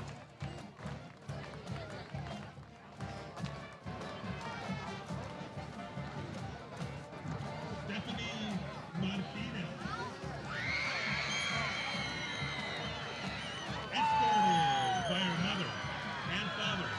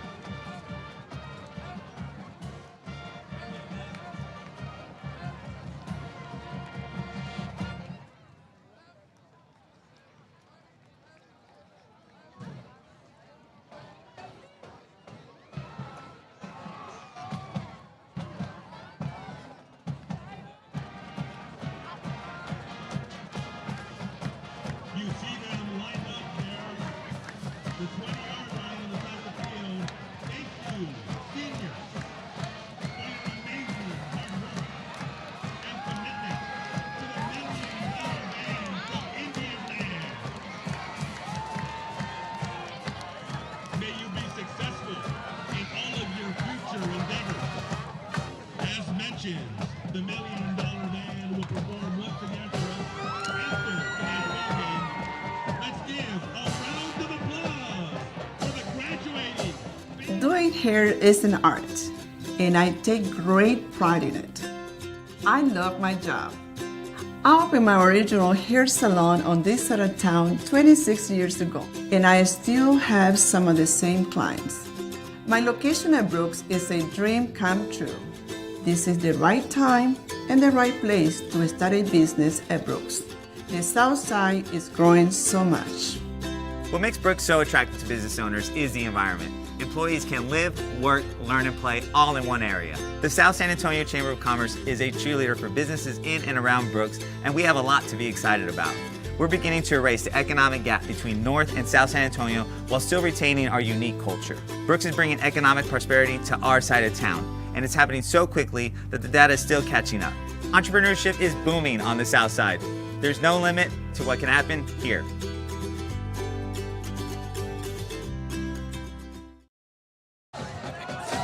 We welcome you back to Harlandale Memorial Stadium. Coach Robert Villafranca, I am Bobby Mendez.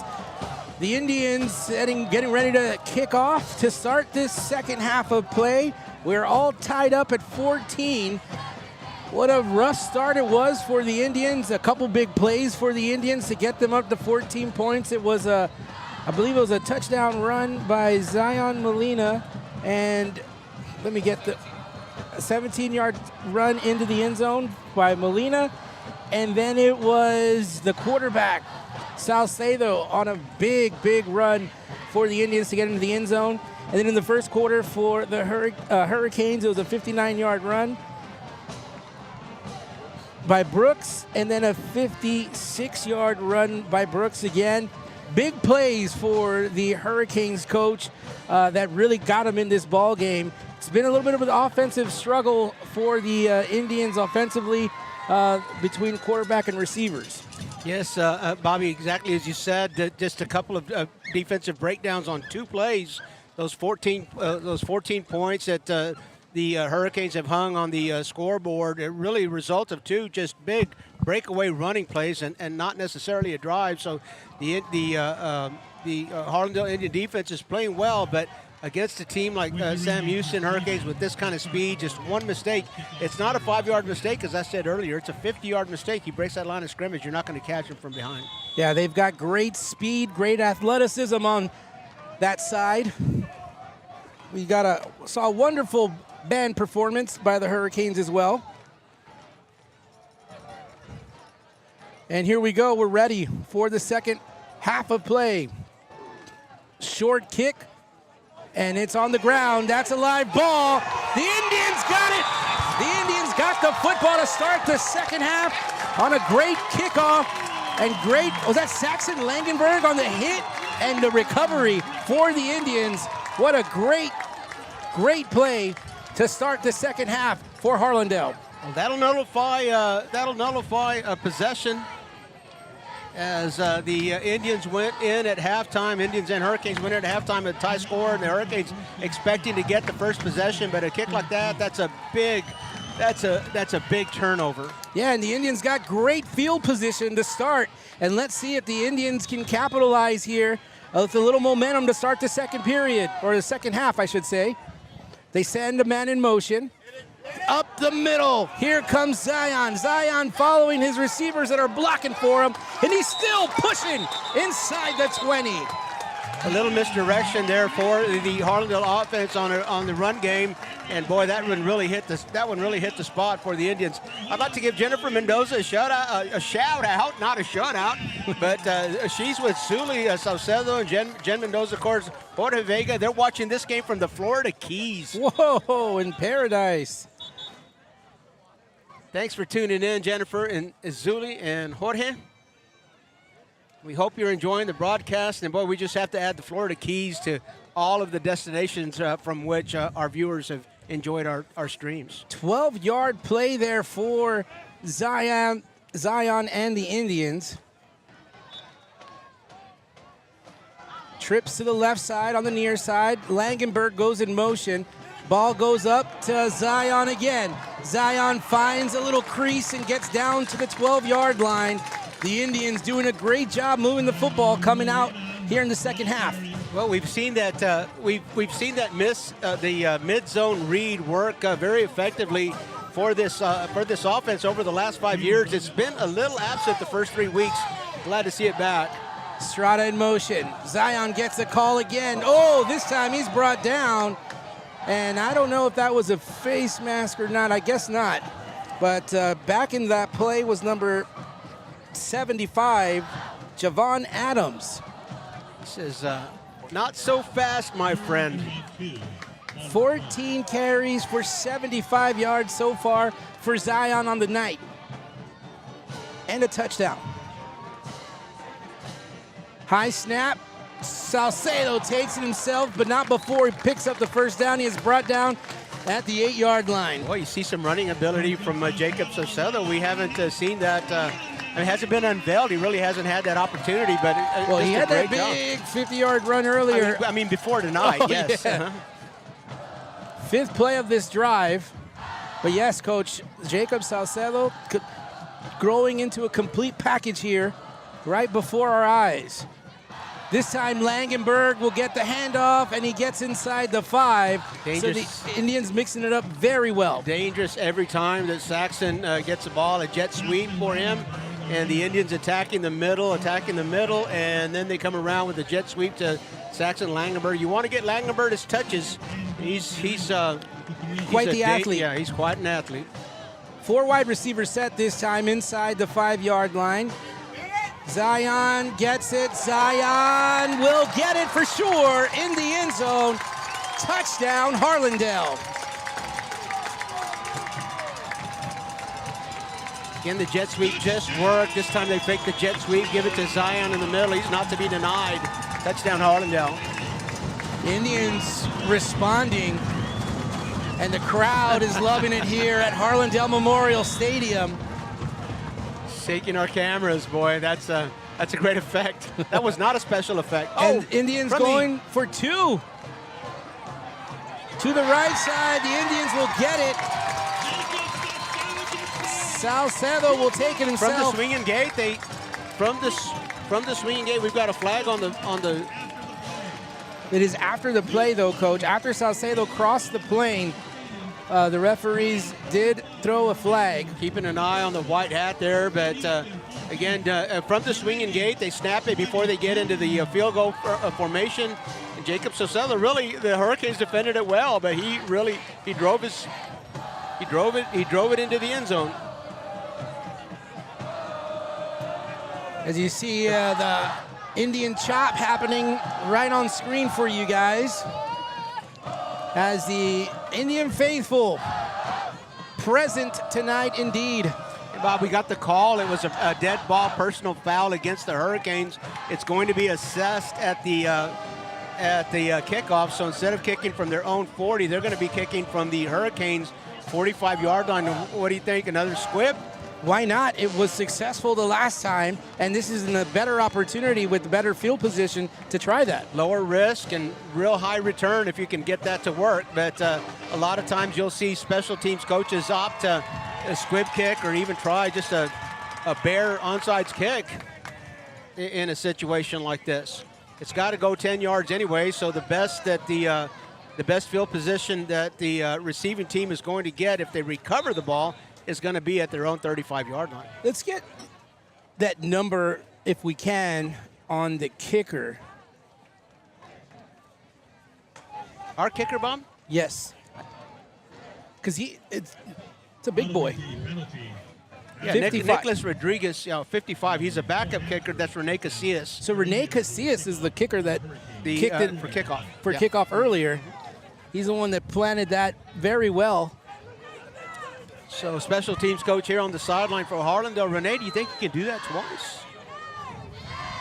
We shall see.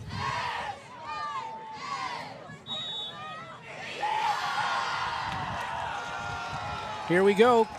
The kick, again, on the ground, taking some bounces.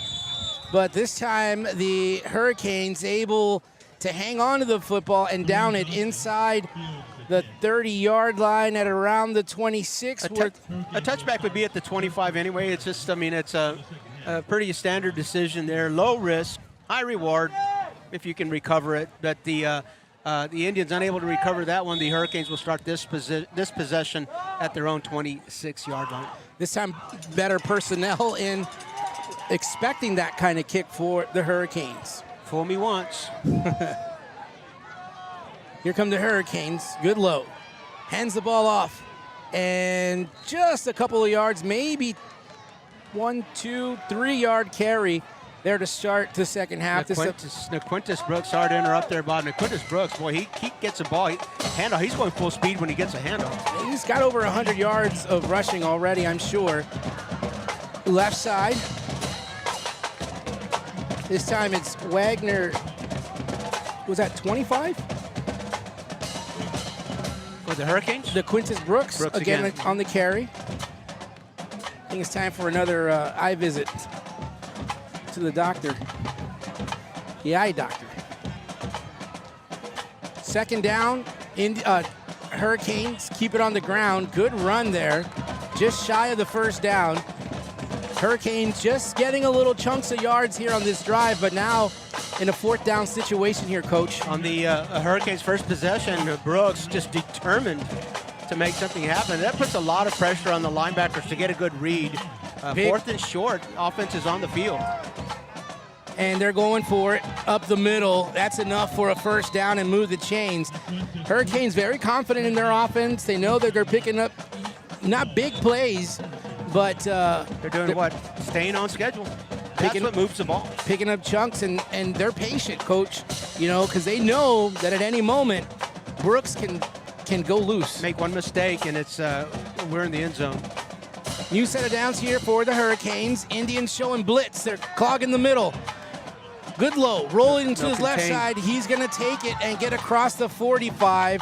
A good chunk of yards there on that carry. Harlandale Indian defense squandered an opportunity there for a tackle for loss. It was really no contain on the right side and allowed the quarterback to escape and get downfield. A big 7-yard gain. Second down and 3 now for the Hurricanes. 7:46 to go. Blitz coming from the other side. Nice move by Brooks, and he gets across the 50. And again, move the chains here. Well, it's going to be very close because I think they're going to spot that ball right at the 50-yard line. They are going to move the chain. So another first down, and this is going to put a little bit of pressure on the defense. This is going to have them on the field a lot longer than they want to be. Fumble and a flag. 14 carries, 152 yards right before this play here for Brooks. Offsides against the Indians. So where the Indians would have stopped them for a no gain, the Hurricanes will pick up 5 yards here. And not use a down doing it. So, I mean, that's key. That's the second time tonight that we see the Indians shoot themselves in the foot after a really nice defensive play. They were crowding the line of scrimmage, got a bad snap. It was going to be a tackle for loss, but somebody encroached the line of scrimmage, a 5-yard penalty. Hurricanes in Indian territory. Goodlow drops back, looking deep, downfield, has a receiver one-on-one. Just a little bit too much on that one for Goodlow. The pass is incomplete. Brings up second down now for the Hurricanes. He was looking for Tristan White, and Fonseca was over there in coverage, but a good pass, and they would have connected. And that's kind of what that penalty allowed the Hurricanes to do. They allowed them to go into the air with the very second down and short coming up. Hurricanes ready to go again. They keep it on the ground. Another flag. Brooks to the left side. Brooks still on his feet, redirecting himself, and he gets across the 35. But again, there is a flag on the play, and the flag was thrown near the Harlandale sideline. Offsides again is the preliminary indication against the Indians, and this one will be declined as the carry was way more than the 5 yards that they would have gotten on the penalty. Look at Brooks. Yeah, Brooks does a great job, and it's the right side of the defense that jumped a little bit early. Brooks has so far this quarter said, hey, Hurricanes on my shoulders, I'm taking you there. Brooks, the carry again. Brooks dips his head, goes down, gets it to the 35-yard line, and a good tackle there by the backfield. Jackson Garcia taking the blow there from Brooks. And a great play from the defensive back. He's a safety, and he's coming up in run support. And once he sees that the play is going to be a run, he stepped up. He was at the line of scrimmage. Yeah. He lines up 10 yards back, but he was making the tackle at the line of scrimmage. Great play, Jackson. Extraordinary play. No yards on that one there for the defense. Now the Indians coming up, crowding the line of scrimmage. Left side, good stop from the right side. Nico Rodriguez, textbook tackle there. Both arms around both legs, lifting them. So now brings up a big third down here for, a flag. A flag comes out late after the play. And Coach Torres is not happy about something. Oh, they're getting a sideline warning. And Coach Torres, this is the most animated I've seen him in a while, Coach. Well, I think what he's complaining about is on the play previous, the running back started leaning, and I thought it was going to be a false start or man in motion there, and I think Coach Torres is really upset about that non-call. Here comes the blitz from the middle, left side. Is that Brooks? He gets across the 35, just inside near the 30-yard line. Julio Martinez able to grab Brooks again before he gets into second gear, but I'm going to guess this is 4th down territory. They went for it on 4th down when they were back at their own 40-yard line or so. That was 4th and 1. This is a 4th and 7, but again, too far for a field goal, too close to a punt. And here we go. 11th play of the drive here for the Hurricanes. 5:15 to go in this third quarter. Good low. Pass pressure, steps out of the pocket, one-on-one coverage into the end zone. The pass is incomplete. That's on the second lane of the track, so even if we were able to connect, that wasn't going to go. So Harlandale defense holds. Ball goes over on downs. Indians did a great job of withholding that hurricane storm on this one here. Number 12, Troy Flores, riding that route all the way out We'll of put bounds. that one as a Category 2 storm there. And anytime Brooks goes for a 50-yard run, that's a Cat 5.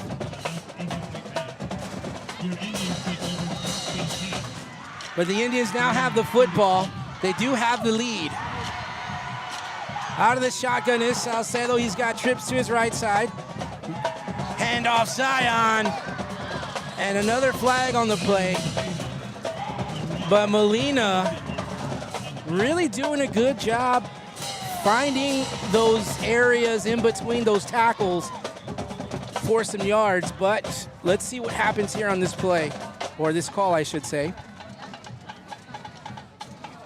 The way they're lining it up at the flag, that's going to be an illegal block in some shape or form, either in the back or a hold. And it is going to go against the Indians. A 10-yard penalty from the spot of the foul. That's going to be first down again. But 9th penalty, Coach, for the Indians tonight. 65 yards it's cost them.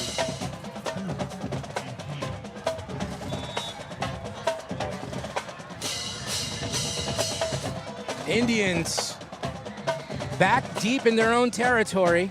Salcedo with some time. He's looking, firing down the middle of the field. A little bit too much on that one. It's just great coverage and really no one to throw to. I think in that instance, Salcedo saw that his receiver was covered and he threw that one away, just as he should on first down. You don't want to throw an interception on first down. You don't want to throw an interception from your own 20-yard line. Second and very, very long here for the Indians. They're back at their own 22. Man in motion, high snap. Salcedo's going to have to make something happen here. Picks up a great block from his receiver. He goes out of bounds. How about that block that allowed, I think that was Saxon Langenberg providing the extra space for him. Bob, I'm going to have to give credit to Pedro Valenzuela. Oh, that was Pedro Valenzuela. Yes, it okay. was, and it was an excellent block. just locked up with that corner and cleared some space for Jacob Salcedo. We talk about this Hurricane football team coach, Coach Williams, in his first year here at Sam Houston. Very confident in his team. His first year as a head coach. He was a defensive coordinator 4 years ago. He's back for the they were freshmen when he left to YMLA. This group of seniors were freshmen when Coach Williams took the YMLA job, and he's back for their senior year as the head coach. Boy, oh boy, that's going to take the Indians farther back. And I've yet to get a call. Holy smokes.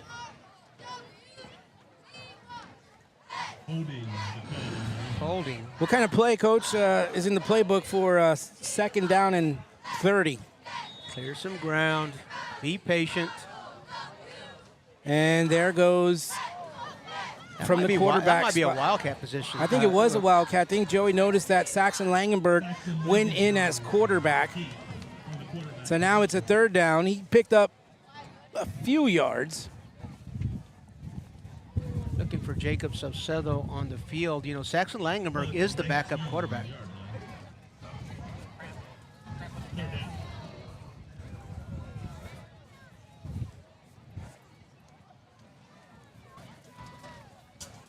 Is that Langenberg still as quarterback? Jacob here on the sideline putting his helmet back on. Looks like he's ready for some action. Langenberg will keep it himself, and he'll run for it, and he'll get across the 25-yard line. And Salcedo will come back out onto the football field. Jacob Salcedo and Saxon Langenberg both making some very athletic plays just to get hold of the snap. It's getting pretty windy over here, and if the snap has any kind of a loop, I'm sure that the wind is affecting it. Jacob Salcedo and Saxon Langenberg is showing good hands in controlling the snap. So the Indians will punt the football, and this is where the Hurricanes can be dangerous as well. Ball will land just inside Hurricane territory. About a 25-yard punt for Jacob Salcedo into the wind. And the wind is picking up right about now. Yes, it is. The Hurricanes have the wind at their back for the next 3 minutes and 3 seconds. And then, of course, we'll flip the field, and the Indians will have it for the fourth quarter. So, again, your defensive backs look for passes a little bit longer than you've seen. This wind is going to carry the ball, and I'm sure that the Hurricanes are going to want to take advantage of the wind while they have it. This is probably the last possession that they'll have the wind at their backs. 2 receivers to the right side and 1 receiver to the left side. They bring in an extra back. Low snap. Another penalty here. But this one will stop the play, which would indicate a false start. It could be a false start. It could be contact before the play. If the defense comes over and makes contact, that play will not go. So it is a false start against the Hurricanes this time, and that'll be a 5-yard penalty. This is the first time you've seen the Hurricanes get called for a penalty in a few minutes. So the Hurricanes will now have the ball placed at their own 45-yard line.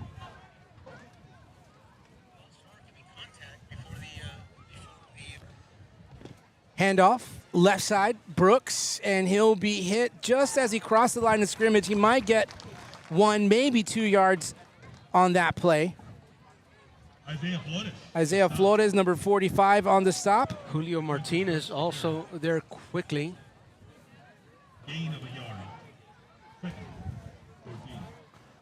Second down and 13-14 for the Hurricanes. They go middle of the field. The pass was hurried as Goodlow got rid of the football. Again, good pressure by the Indian defense. Julio Martinez, the one putting pressure for the Indians.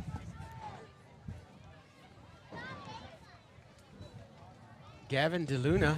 A little pressure from the right side. 3rd and 13. Wind at your back.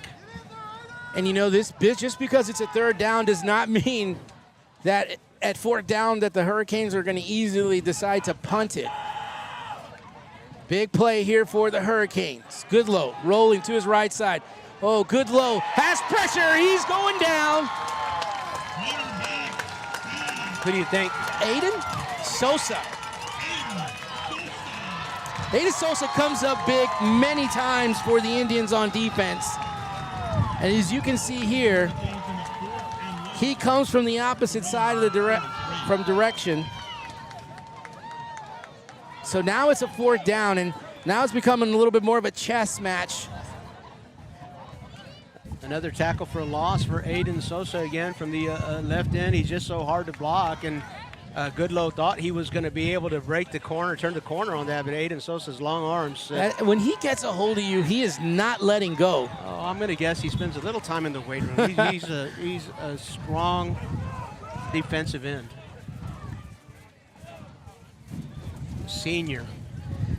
Coach Torres earlier talked that Aiden Sosa got the starting spot this year, and coaches are very pleased with his performance on defense. The officials say never mind. They put the flag back in their pocket. The call is no penalty. No penalty on the play. 16. Michael Palomino back to receive the football for the Indians, and he'll have the wind. Oh, he's going to try to field it. He's going to try to field it. Oh, no, he touched it, so he had a jump on it. And the ball rolled into the 1 yard line. 54-yard punt there with the Hurricanes. Again, he did have the wind for some help. And that makes it hard to judge as well. I couldn't tell you because I never fielded punts. Oh, it's one of the hardest things to do. I mean, it's one of the hardest. The ball doesn't arc like a baseball or a softball. It's not a very predictable arc, and then depending on whether the nose is up or the nose is down, it's going to do a different thing. And yeah, it looks a whole lot easier. It looks a lot easier than it is. You got the lights. You got people bearing down on you. The wind. Your family watching. Everything. Uh-oh. Out of the backfield, Indian Zion trying to get out of the end zone. He does, and he creates a little bit of room, gets close to the 7 yard line. Saxon Langenberg on the carry. Gosh, that looked like a safety to me, Bob. That looked like a very tackle scary for a loss. Oh, man. So they'll pick up 3 yards there. Indians now, their backs against the wall here at their own 6 yard line. Salcedo sends Palomino in motion. Zion gets the call. Offensive front line could not open that hole there for Molina. So just as this game is coming along, Coach, we've seen big plays. Both defensive have come up big as well. But when you're this far back in your end zone, it's very difficult to pull something together here. So a big third down coming up for the Indians, and a big third down as the Hurricanes want to stop. Salcedo with a hard count. Nobody moved. Still 8 seconds on the play clock. 4 seconds now. 2 seconds. 1 second. Indians get it. Molina runs into a defender. Another 2 yards carry, maybe a yard on that one, so it's going to bring up a fourth down. I'm looking over at the Sam Houston sideline and see if they're going to call a timeout here and make the Indians punt into the wind, but it looks like they're going to save their timeouts for later, which is a wise decision too. They're going to let the clock run out. The Indians will be punting with the wind at their backs. That's it. That's going to be the end of the third quarter. The Harlandale Indians still have the lead 22-14. You're watching high school football on RC Audio Sports. It's presented by Martinez and Associates. When we got a look at the gorgeous historic Hangar 9, we knew it was the perfect place for our wedding. It provided the blank canvas we needed to plan our dream wedding, and it fit our 370 guests easily. We had family come to Brooks from all over the world. We booked over 60 rooms at the Embassy Suite. It meant a lot to have our wedding at such an important historic landmark. Revitalizing former military buildings helps us preserve our history, like the Air Force Officers Club, which is becoming Southerly Coast and Comfort. People from all over San Antonio will be able to sit back and enjoy a meal in the exact place where history unfolded. Nearby, the former Air Force Chapel will be transformed into an exciting restaurant concept. Readapting historical sites takes a little longer, but Brooks is committed to preserving their past while creating opportunities for their future.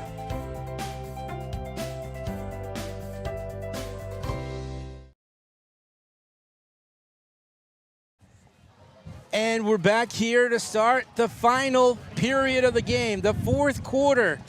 The Indians have the football as the wind continues to pick up here from Harlandale Memorial Stadium.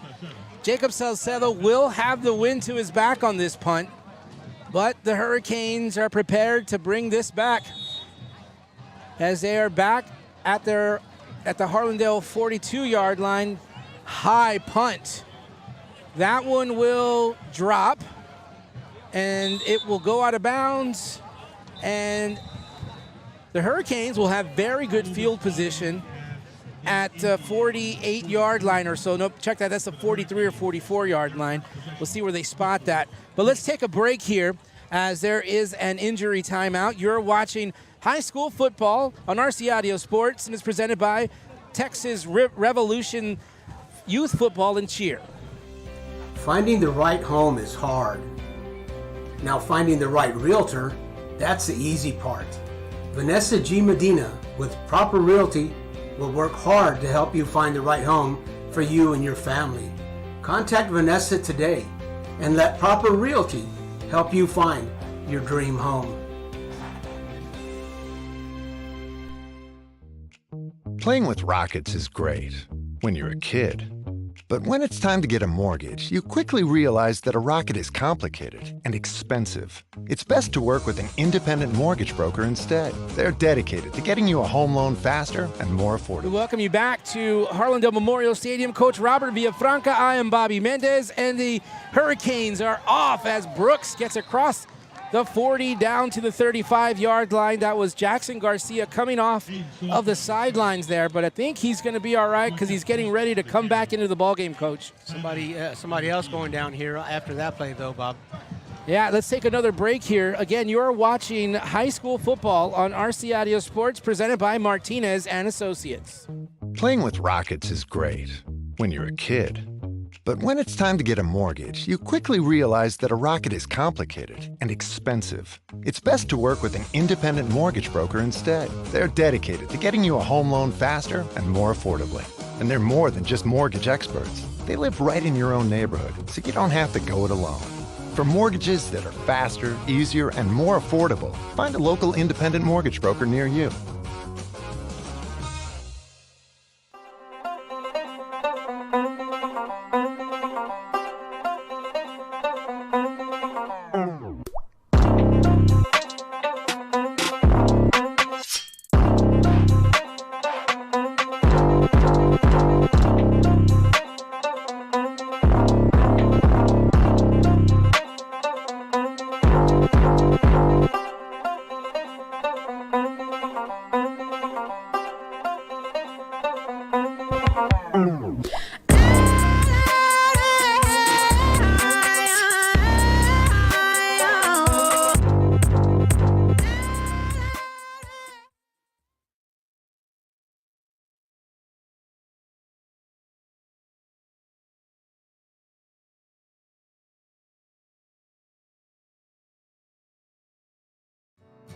Live from the Southside Magazine is a Latina-owned online and print publication that...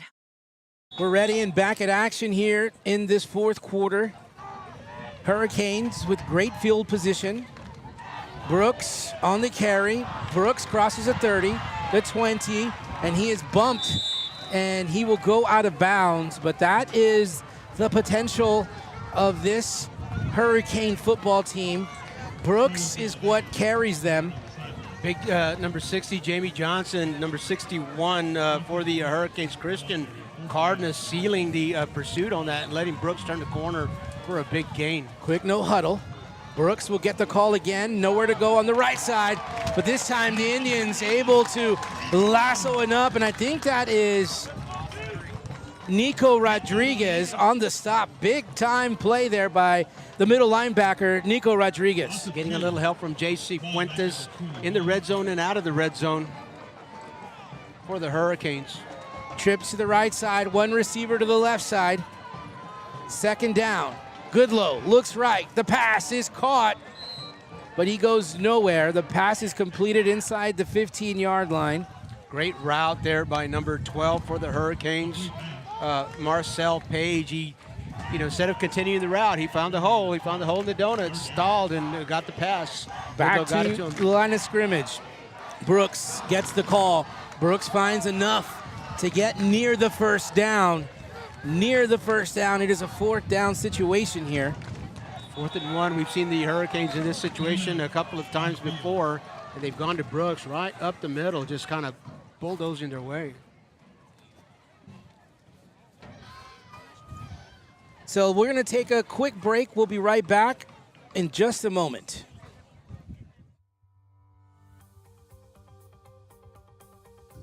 Life has prepared me for this. The reason I'm a trial attorney is because I truly believe that's what I was meant to do. We do what we do because we've been given the God-given ability to do it. We're able, we have the ability to stand in front of a jury and help people out. I have my reasons, upbringing, things that have happened in life, things that have either turned you into a fighter or make you hate unjust causes. Those are the reasons that I'm a trial attorney.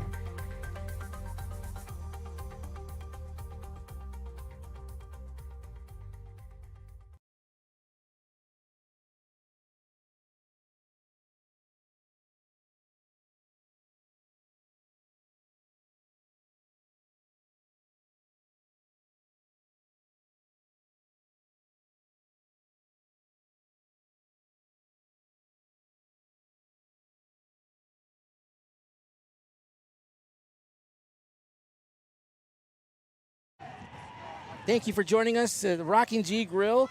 Boy, that burger looks delicious. And it is the Rocking G Grill over at the course on Mission del Lago. Ray Garza, class of 1998, is our proud sponsor of Harlandale ISD. So go ahead and visit our good friend Ray Garza and enjoy that burger. It's an independent restaurant. Whether you golf or not, you can certainly enjoy the food. Deanna and I have gotten to our bikes here recently, and Mission del Lago Golf Course is right on the Mission Trail, bike trail.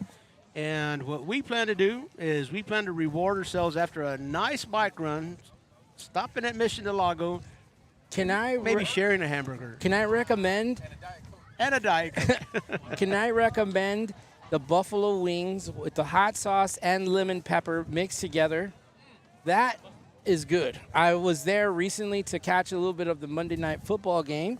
And Ray prepared us some hot wings, and probably some of the best wings I've had in a really long time. And that means to say I went to 2 wing establishments before that, and they still did not quite meet what I received I'm gonna confess to our viewers, I am not. Well, I'm like a hot sauce wimp. I take like the 1 or the 2. Okay, lemon pepper is good for you. Lemon pepper. Okay, I'll take lemon pepper. Back to the action here is that we just made everyone hungry. Hurricanes, big 4th down. They get to the line of scrimmage, and it is Goodlow with a good surge. First down, move the chains.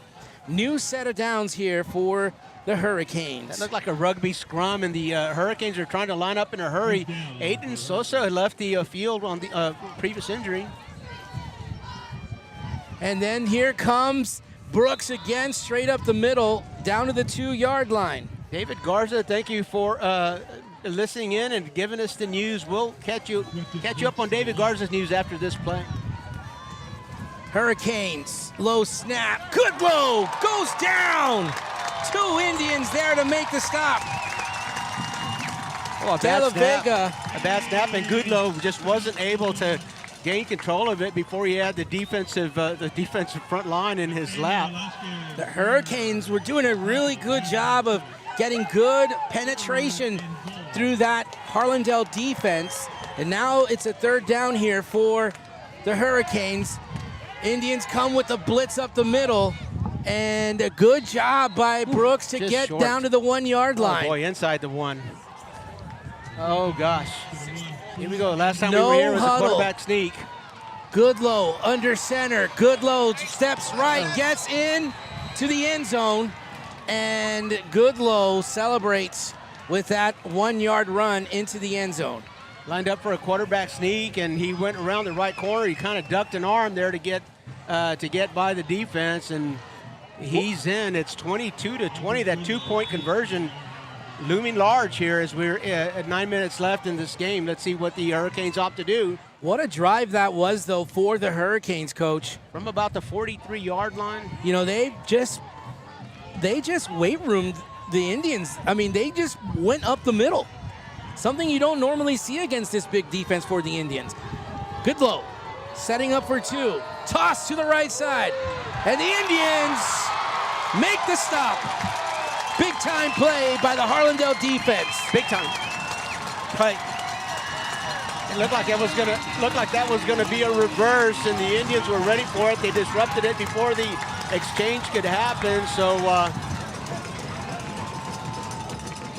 the 2-point conversion is not good.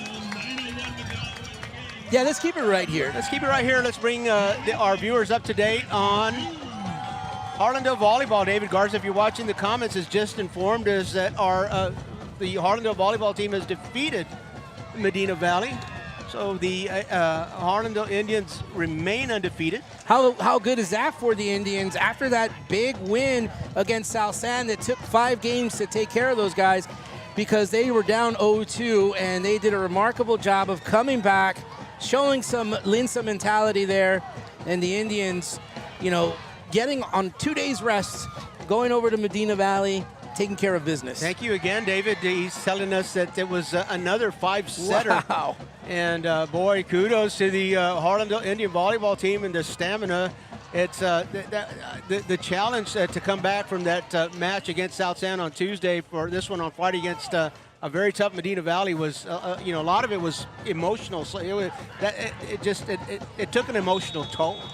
And so the Indians now 3-0 in district play after having defeated Medina Valley on Medina Valley's home court. Here we are back. Let's talk football again. We're at Memorial Stadium. It's 22-20. The Indians leading here in the fourth quarter. 9 minutes and 1 second to go. Oh, this is going to be a nail biter, so keep it right here. High end over ender at the 11. Here come the Indians. Estrada across the 30 and down to the 30. Oh, we'll call it the 36-yard line. Boy, I like that return by Joseph Estrada. Man, not a whole lot of juke and not a whole lot of left and right. It's going, I've got the blocking, I've got a lane, I'm going to get what I can get, and he gets all the way out to the 35-yard line. That's pretty decent. That's pretty decent field position. That's what you want. That's what you want right there. Exactly. Well, if you don't get a run back, that's what you want right there. That's the next best thing. Indians have a lot of pressure here, 8:52, only up by 2. Here comes Salcedo, the junior quarterback for the Indians. He's going to keep it himself, picks up a good block, and this time he makes up for it, and he gets across the 45. Some flags on the play, but you can see that Salcedo was running, and he had a lane there, and he chose the wrong one, but was able to correct that and go up the field. Pulled a Terry Bradshaw there. He could have had the sideline, and he decided not to take it, and he goes up the field. It was Zion staying with the block, and Salcedo reading it very well. And we got a flag near the end of the play. I'm not sure I saw the violation. Maybe a personal foul on the chop, but it looked personal foul. Yeah, it looked like against the Indians. Oh no! Yeah, that's not going to be good for the Indians. And of course, the crowd does not like that here at Harlandale Memorial Stadium. Penalties plague the Indians a lot in this early going of the game here. And was it a personal foul, Coach? Personal foul from the spot of the foul, yes. So that must have happened about 6 yards upfield. Yeah, and you know, we had the ability to look at that play one more time, and it was just difficult to see what the officials were looking at, but we take their word for it. Trips to the left side, one receiver to the right side. The man in motion. Zion gets the call. What a great block. Zion does a good job getting up to the near 30-yard line.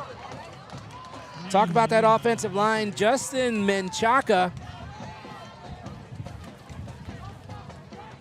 one of the offensive linemen, doing a good job of closing out his defender.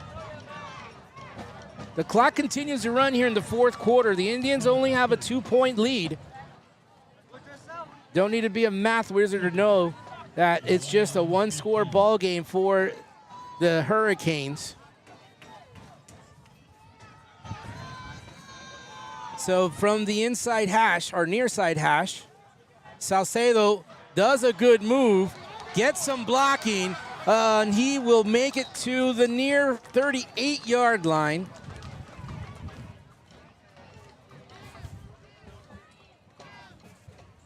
Nice positive yardage for Jacob Salcedo. Again, it's a speed option. He's got the choice he's got the option to pitch the ball, but too much respect on the pitch. It opens up in front of him, and he makes a wise choice there. So the running ability that Jacob Salcedo has shown tonight is not just physical, but there's a mental aspect to it as well. I mean, he's making some very good decisions. The Indians here obviously outside of their up-tempo game, and they're now trying to chew some clock up. We're under 7 minutes. Third down here. Salcedo will go to the air. He rolls out of the pocket, finds a receiver. Saxon Langenberg is in the area, but Salcedo was not able to connect. Actually, there was two receivers in the area.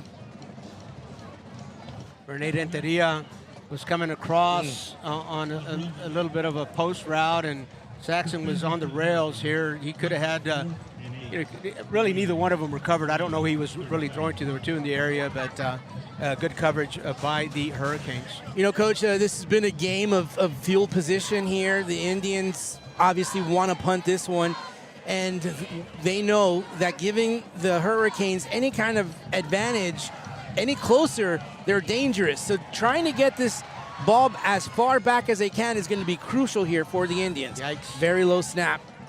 Jacob has to do something. Jacob's going to take it. Jacob along the sideline. He's just going to go out of bounds. Did he get the first down? He's close. Did he get the first down? He's close. If he gets this first down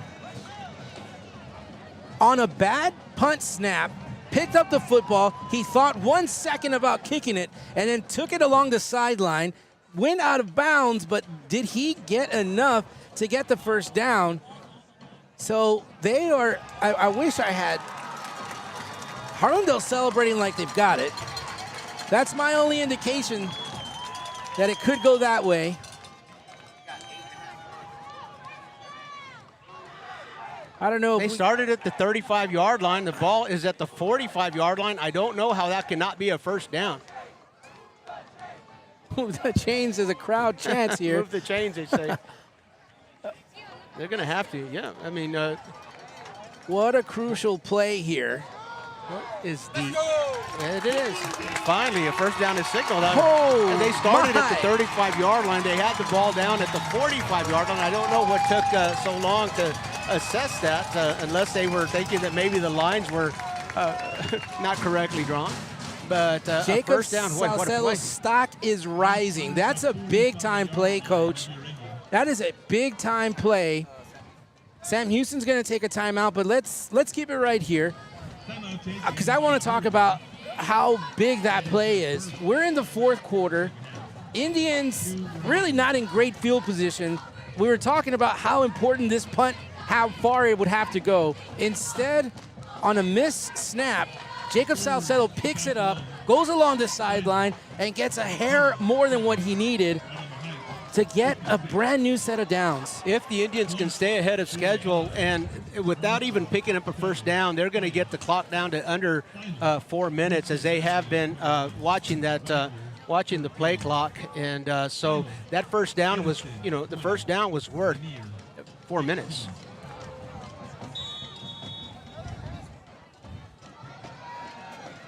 So here we go. Sparza in motion. Zion gets the handoff. And what's important here, even though it's just a couple of yards, the clock continues to run on this run play, and it's positive yardage here for the Indians. You said earlier, Bob, a little bit of a chess game here, and the Harlandale offensive think tank has to decide now: do we keep it on the clock, keep it running? Do we put the ball in the air and take a chance at stopping the clock? We know the Indians have been a little vulnerable on some big plays defensively. So the Indians trying to do everything they can to hang on to the football for as long as they can. Salcedo options it off to Zion Molina, who gets across the 50. Still positive chunks of yards here on this drive. I'll tell you what's big also is to communicate to the ball carriers, do not go to the sideline. Do not go to the sideline. If we're going to run the ball, we're doing it for a reason, and this the play clock will get us under 5 minutes here on this snap. Big third down here. I would, just hate to guess, but in this situation, you would expect the Indians to punt. So this is a big. We've seen this before. Big third down. Salcedo, nowhere to go. Wait a second. He has the right side. Oh, and he slips and he goes down after he picked up a couple of yards. He goes down wisely as he knew that he was approaching the sideline. I know that he was probably looking to cut back, but again, staying away from the sideline is huge. And Jacob has made some great mental plays tonight. That's it's a little thing, but not going out of bounds. Not going out of bounds, and I mean staying in bounds is big here. The clock continues to run. 4:35 to go. Jacob Salcedo lined up as punter. Big fourth down conversion just a moment ago on a bad snap. Better snap this time. Nice high punt. It'll hang in the air and it'll drop. And it'll land.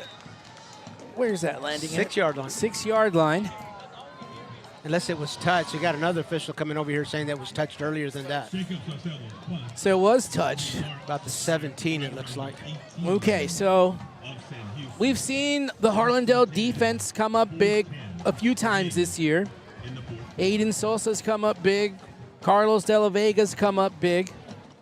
Indians need to come up big again. Also, it's also important to point out that the Hurricanes are going into the wind, so they've been dangerous on the ground, and that's what they got to do is contain the Qantas Brooks. Right side does the Hurricanes go. And the Hurricanes had called a timeout earlier in the half, so they only have 2 remaining. The clock continues to run. So the Hurricanes also battling the clock as well. The clock will stop as flags will fly.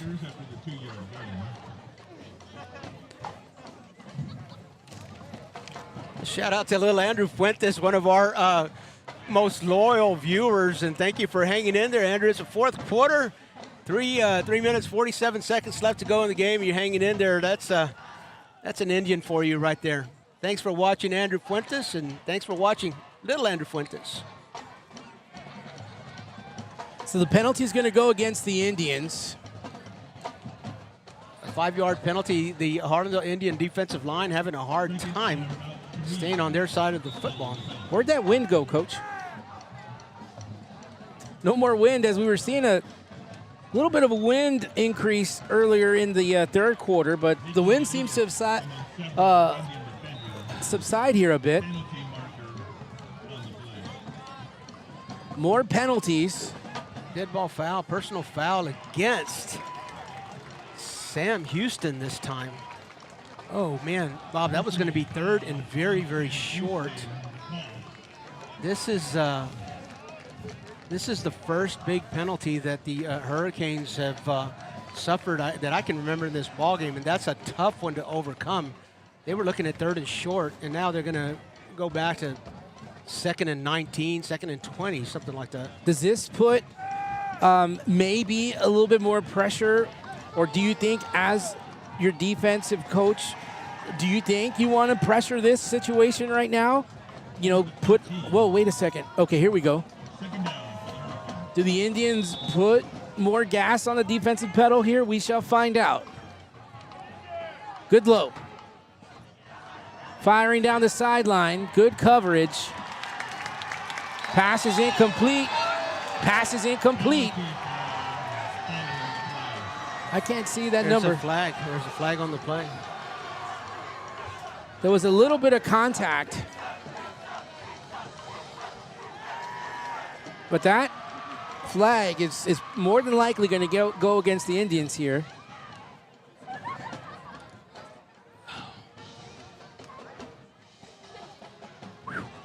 That's going to be a tough one. So one 15-yard personal foul penalty before that, and what could be a penalty against the Indians. We don't know official call yet. It's coming back. Personal foul. On the defense. On the defense. Coach Albert Torres not happy at that at all. So the Harlandale defense allow the Hurricanes to get off the ropes there. It was going to be third and very long. That was not interference. That was a personal foul. So it was hard to see from here. It might have been a hit to the helmet. 13 penalties, 115 yards of penalties for the Indians tonight. The crowd chanting defense here. New set of downs for the Hurricanes. A little bit of life still left here. Brooks will get tackled for a loss in the backfield.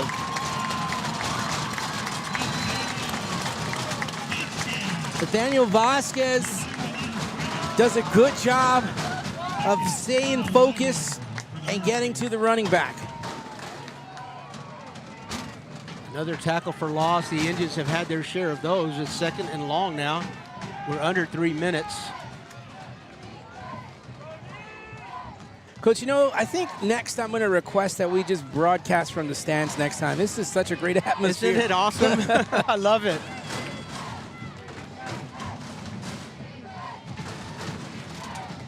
Good low. Looking to his right side. Oh, intercepted. Interception. We talk about big plays all game long for the defense. Jackson Garcia bailed out the Indians. Oh boy, when the Indians defense needed it the most, Jackson Garcia comes to save the day. Stole it out of the air. And the Indians control their destiny right now with 2.5 minutes to go. 2 timeouts for the Hurricanes, so in the control of their destiny there, it would require a first down. What an interception and a big play that we talked about. Zion Molina runs into some Hurricanes, but he picks up a couple of yards before that. I think the Hurricanes are going to have to let this play go and not call a timeout until the next snap. So another 30 seconds to go. The next snap will happen under the 2-minute mark. What a turn of events here, and what great concentration. We talked about Jackson Garcia. He's involved in a lot of plays, and he is all over the field. He's made some plays from the opposite side, and he comes up big. The junior, Jackson Garcia, putting the Indians in great position. Esparza, left side. The clock will continue to run. Expect the Hurricanes to call a timeout here. Coach Williams over there trying to get the attention, and he's Come on. So the Hurricanes called the first of their 2 remaining timeouts with 1 minute and 20 seconds left to go. It's third down. The Hurricanes, the Indians, well, whether they get a first down or not, they'll probably call a timeout on the next one. But you got to expect 4 down territory here. And well, definitely. You know, the Indians only have a 2-point lead. The Indians offensively have had some big plays, but they haven't been so consistent. What's been consistent is the play of the defense. They've come up big. We say that all the time. 1 timeout remains for Sam Houston.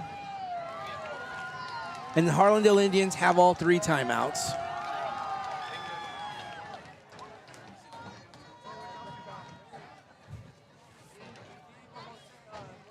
So now the Indians.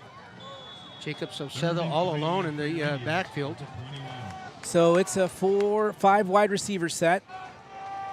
Zion goes in motion. Zion gets the handoff. Zion finds some room, and he's got the first down and some. Still on his feet. He is carrying the Hurricanes on his back inside the 10. Move the chains for the Indians. Zion might have earned a rugby letter on that one. He might have. Watching the sideline over there, Coach Williams not calling the timeout. 14-yard pickup with about 8 of those 14. 9 Hurricane defenders on Zion Molina's back. Is that right? Under a minute to go. Looks like victory formation with the back way. Zion Molina about 20 yards behind the offense. What a hard, tough football game.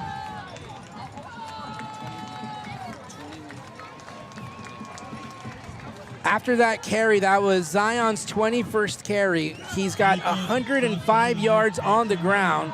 He did score a touchdown, a 17-yard touchdown run. The Indians won't have to snap the ball again. So that was a big 3rd down conversion to reset these downs for the Indians. And the Indians looking like they're going to come up on top here, Coach. With clock winds down, 9 seconds, 8, you hear the countdown. Oh boy, it's going to be tough on this one to catch or to find that offensive and defensive player of the game. But that's a decision we're willing to talk about here at the break. So the Harlandale Indians beat the Sam Houston Hurricanes 22-20. Keep it right here. Find out who the Rufio Defensive Player of the Game is and the Martinez and Associates Offensive Player of the Game. Keep it right here. We'll be right back. Solar is the fastest growing energy sector in the world. At Rufio, we believe in sustainability and renewable energy. If you're looking to reduce or eliminate your electric bills, increase your property's value, and reduce your carbon emissions, we've got you covered. Call us at 833-674-7663 or visit us at rufio.com. When you belong to a place as much as it belongs to you, you call it home. A place to gather, entertain, and make memories near shops, restaurants, and green spaces. A place to raise a family and grow. Life is good here and getting better. And at Brooks, we are just getting started. Live Brooks.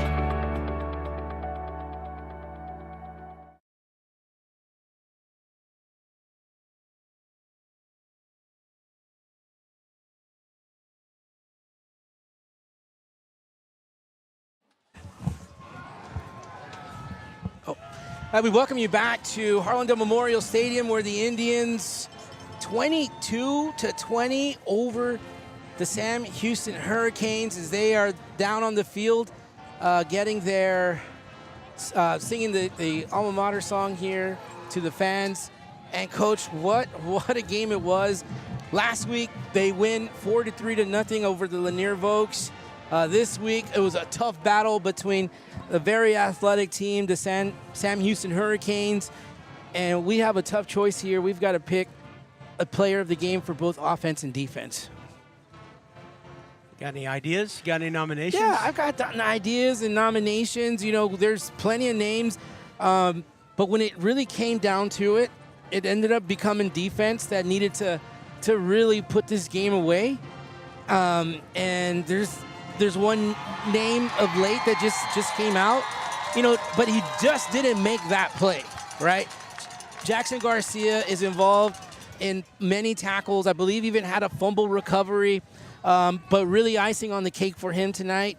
Made the choice a little bit easier in that, in my opinion, is Jackson Garcia. Jackson Garcia is our defensive player of the game. Bobby, we talked about him earlier in the game about his run support coming in from, and that's big against a team like Sam Houston. You need all 11 of your arrows firing at. You need all 11 of your arrows firing at the ball, and you know, when you've got your safety, your defensive back coming up and run support like Jackson Garcia did. So there were times where he came from the opposite side of the field and for a no gain.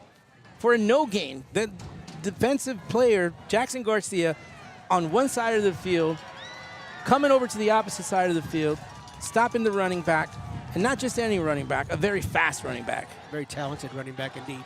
So Jackson Garcia, he sealed the deal with that interception at the end, but he had a defensive player of the game at night, all night long. Yeah. So how about offense? Can I start off with offense? Okay. All right. I'm going to go with the running game. Okay. The running game was the first time that the running game has shown itself to. The first time that the running game has shown itself as successful as it did tonight against a very tough defense.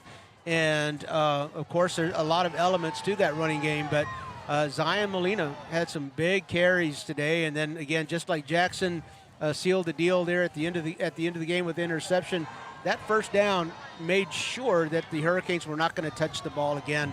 And Zion was not going to be denied. So my vote goes to Zion Molina and the Harlandale Indian running game. Yeah, you know, if you watch this game late in this fourth quarter, I think Zion Molina put his seal on that very last run that he had when they needed to pick up that first down to really just run this clock out. They ran that first down. Zion did a great job. He had about 10 Hurricane defenders on his back.